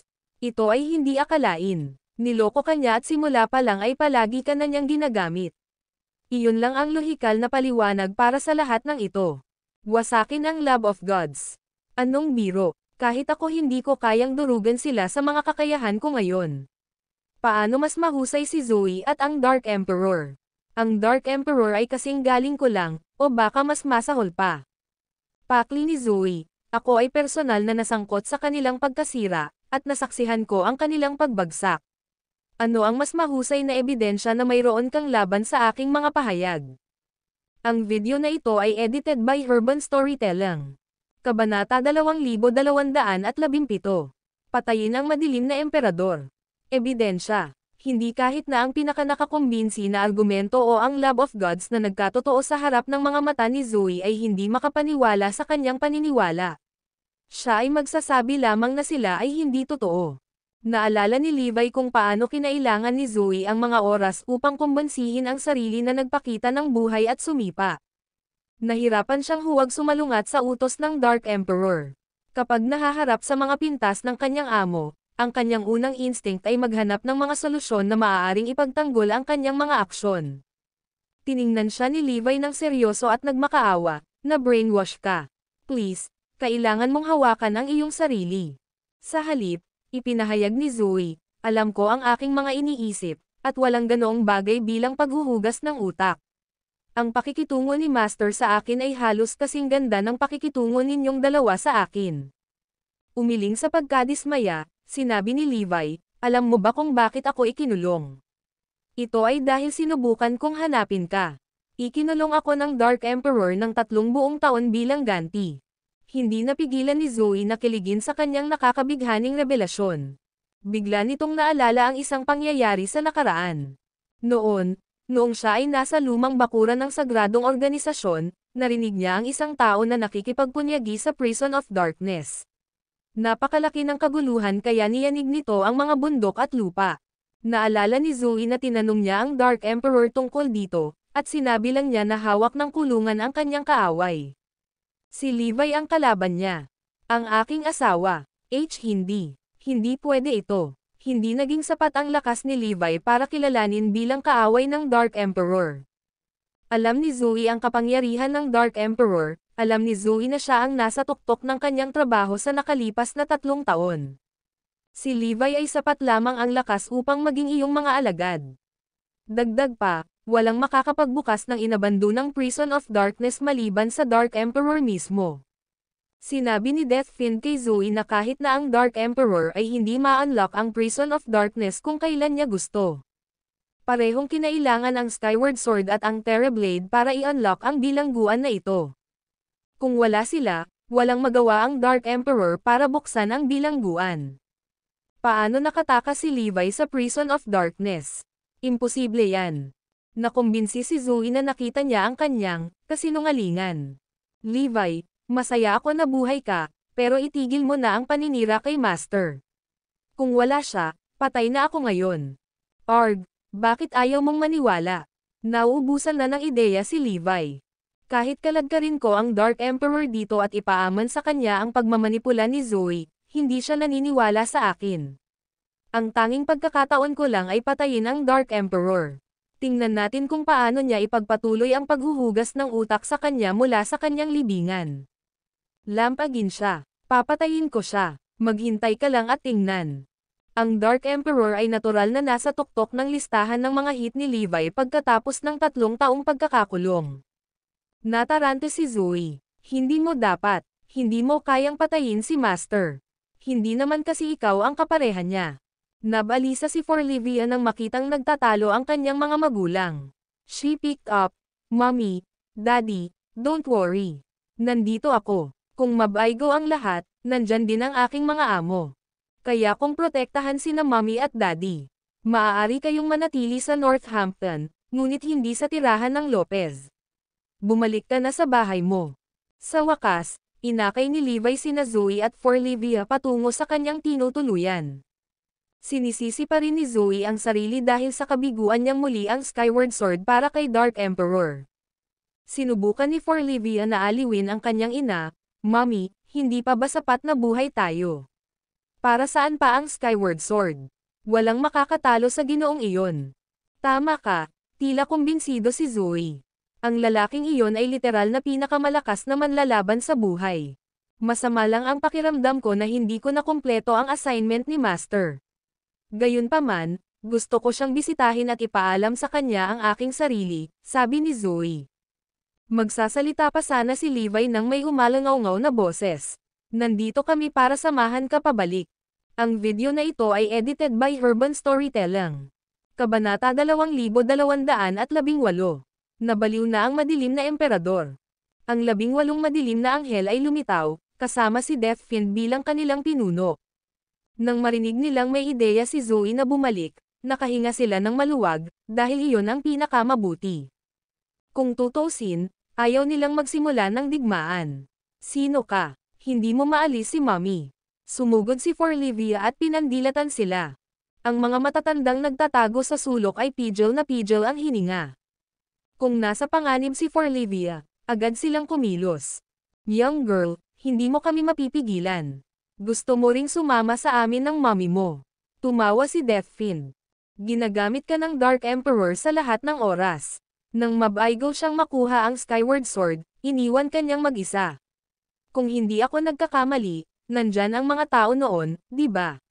Ngumisi si Levi. Natahimik si Zoe, dahil nagsasabi siya ng totoo. Nandoon sila pero tumakas sila nang may nangyari.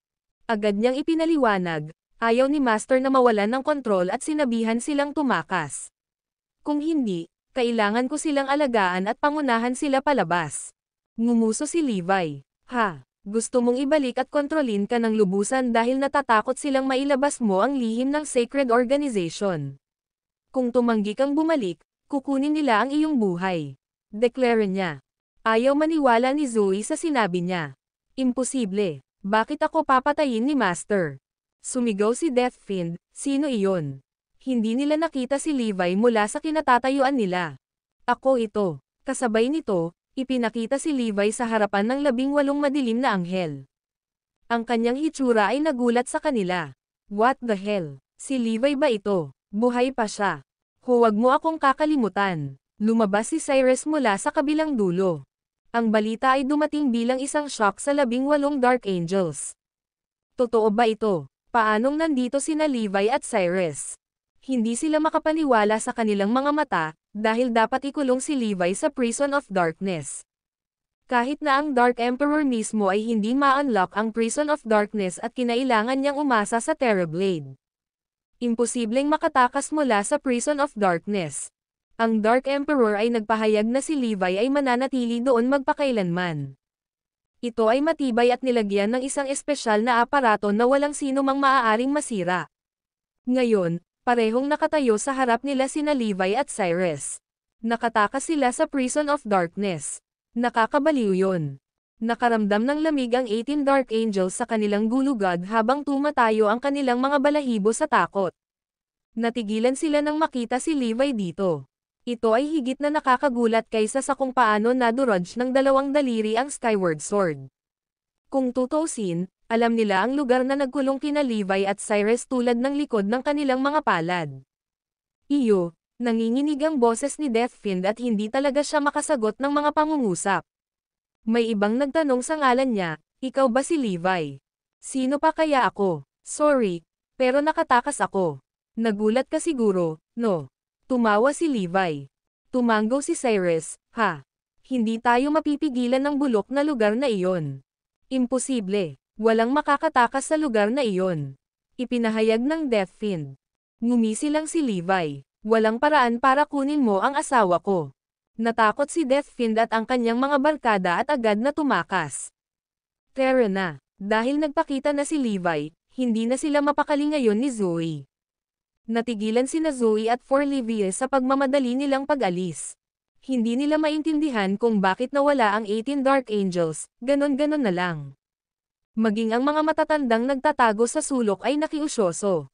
Nakakatakot ba si Levi? Samantala, ang 18 madilim na anghel ay mabilis na bumalik sa bagong punong tungkulin ng Sacred Organization upang ipaalam ang natuklasan sa Dark Emperor. Ano? Nakita mo si Levi? Halos mawalan na ng gana ang Dark Emperor. Ang video na ito ay edited by Urban Storytelling. Kabanata 2219.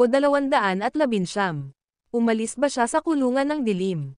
Ito ang pinakamalakas na bagay na narinig niya. Imposible lang. Saan nila nakita si Levi? Ipinadala ko sila sa Erodia, hindi ba? Paano nila nakita si Levi doon? Imposible yan. Siguradong nagkakamali sila. Ibang tao ba ang nakita nila? Ang madilim na emperador ay tumangging maniwala sa kanilang mga salita, dahil ipinalagay niya na walang sino man ang makakawala sa Prison of Darkness. Tanging isang taong kasing lakas niya ang makakalaya sa tulong ng isang banal na kasangkapan tulad ng Terrorblade. Si Levi ay hindi kasing lakas niya at wala rin siyang Terrorblade, kaya walang paraan para makawala siya sa Prison of Darkness. Sa nanginginig na boses, nagtanong siya, saan mo siya nakita? Sa Erodia. Siyempre, ang sagot ni Deathfiend. Pumunta kami doon para kay Zoe ngunit nabangga siya. Oo, nakita namin siya ng aming mga mata. Nakakas siya. Nagpakita siya kay Cyrus. Sigurado kami dyan. Ang 18 madilim na anghel ay mabilis na nagulat. Bagamat sabay-sabay silang nagsalita, ang Dark Emperor ay sigurado sa isang bagay, nakatakas si Levi mula sa Prison of Darkness. Umubo siya ng subo ng dugo, na bigla sa bigla ang balita. Hindi napigilan ng Dark Emperor ang kanyang sarili na sabihin, hindi iyon totoo. Walang paraan para makatakas si Levi. Hindi. Marahas niyang ipinilig ang ulo, ayaw tanggapin ang katotohanan. Kung wala kang tiwala sa amin, you can check it yourself. Si Levi at Cyrus ay nakabalik na kay Erodia. Alam nilang hindi siya maniniwala sa kanila at ang tanging paraan para maniwala siya sa sinabi nila ay ang makita mismo si Levi kay Erodia. Nang banggitin si Erodia, isang flash ng pag-aalinlangan ang lumitaw sa mga tingin ni Dark Emperor. Bago pinagsama ang Skyward Sword at ang Terrorblade, tumanggi siyang pumasok sa Erodia. Oh, malalaman lang natin kung nandoon pa ang Prison of Darkness. Biglang naalala ng Dark Emperor ang lumang punong tanggapan ng Sacred Organization. Malaman nila kapag nakarating na sila doon. Tara na. Agad niyang dinala ang iba sa lumang himpilan ng Sacred Organization. Nang lumitaw sa kanilang paningin ang bughaw na dagat at langit, sila ay nanlamig sa hindi makapaniwala. Nakarating ba tayo sa maling lugar? Hindi ito. Ang langit ng turista, kumpleto sa kumikinang na asol na dagat at maaliwalas na kalangitan, ay walang kinalaman sa dating punong tanggapan ng Sacred Organization. Habang iniisip ng lahat kung maling lokasyon ang kanilang napuntahan, inihayag ni Dark Emperor, hindi. Nasa tamang lugar tayo. Oo, tama ka. Natagpuan ko ang mga labi ng palasyo. Bulalas ni Deathfiend. Hindi nagtagal ay nakarating na sila sa mga labi. Ito ay isang nakababahala na tanawin. Tila ang mga labi ay maaagnas sa kaunting pagpindot na tila ito ay narito sa loob ng libu-libong taon. Sa kaunting pahiwatig ng hangin, ang mga durog na bato ay magiging pinong alikabok. Ano ang nangyayari? Hingal na hingal sila. Ang mga bundok ay nalaglag sa lupa. Wala na sila. Ang napakalaking bulubundukin ay nawala na lamang sa mapa. Ang napakalaking pagbabago ay naging dahilan upang hindi sila makapagsalita. Nasaan ang Prison of Darkness? Hinanap ng Dark Emperor ang Prison of Darkness na wala kahit saan. Nagtagal siya upang matuklasan kung saan dating ang Prison of Darkness. Abay wala ni Katiting na alikabok ang natira. Sa wakas ay nakatitiyak sila na nakalaya na sina Levi at Cyrus mula sa Prison of Darkness. Si Deathfiend at ang iba pa ay hindi nagsisinungaling nang sabihin nilang nakita nila sina Levi at Cyrus pabalik sa Erodia. Gayunpaman, nalilito pa rin sila kung paano nakalaya si Levi mula sa Prison of Darkness. Ginawa ba niya iyon sa kanyang sarili? Ang video na ito ay edited by Urban Storytelling. Kabanata 2220. Isang mahabang katahimikan ang nangyari. Dahil doon, Wala silang ibang pagpipilian kundi tanggapin ang malupit na katotohanang nawasak na ang hindi malalampasan na Prison of Darkness. Nagsimulang kumilos ng kakaiba ang Dark Emperor, ngunit alam nilang sinusubukan lang niyang tuklasin kung paano nakalaya si Levi mula sa Prison of Darkness. Maya-maya, huminto siya at humihingal. Bumakas sa kanyang mga tingin ang kawalang paniwala at takot. Nagulat ang 18 Dark Angels nang makita ang kanyang reaksyon. Ang gayong nakakatakot na lakas ay lampas sa pangunawa ng Dark Emperor, pabayaan sila. Siya ay winasak ang Prison of Darkness sa isang galaw, at ang natitirang lakas ng kanyang paglipat ay winasak ang mga bundok, nilinis ang ulap at ginawa ang lugar na isang tourist heaven na may malinaw na asol na kalangitan at ang azure blue na dagat. Isang galaw, yun lang. Paano ito magiging posible? Sinira niya ang buong Prison of Darkness sa isang galaw lang at pinunasan ang buong lugar gamit ang lakas ng puwersa. Talagang nakakagigil isipin. Alam ng Dark Emperor na hindi niya ito magagawa. Kahit na makalaya siya sa Prison of Darkness sa tulong ni Terrorblade, walang paraan na masira niya ang istruktura ng bilangguan. Ngunit, isang galaw ni Levi. Ito ay nagpapaalala sa akin kung paano nabasag ng dalawang daliri ang Skyward Sword. Napalunok siya ng kinakabahan. Kahit kailan sa pinakamamahal nilang panaginip ay hindi nila maiisip na si Levi ay kasing lakas ng lalaking dumurog sa Skyward Sword gamit lamang ang dalawang daliri. Maaaring sila ay parehong tao. Takot na bulalas ng Dark Emperor. Isang kolektibong hinga ang naglakbay sa masa.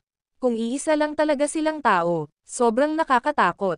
Baka si Levi. Ang iba ay natigilan sa paghahayag. May katuturan. Iniligtas niya si Zoe at ang kanyang anak, winasak ang Skyward Sword at nakalaya mula sa Prison of Darkness.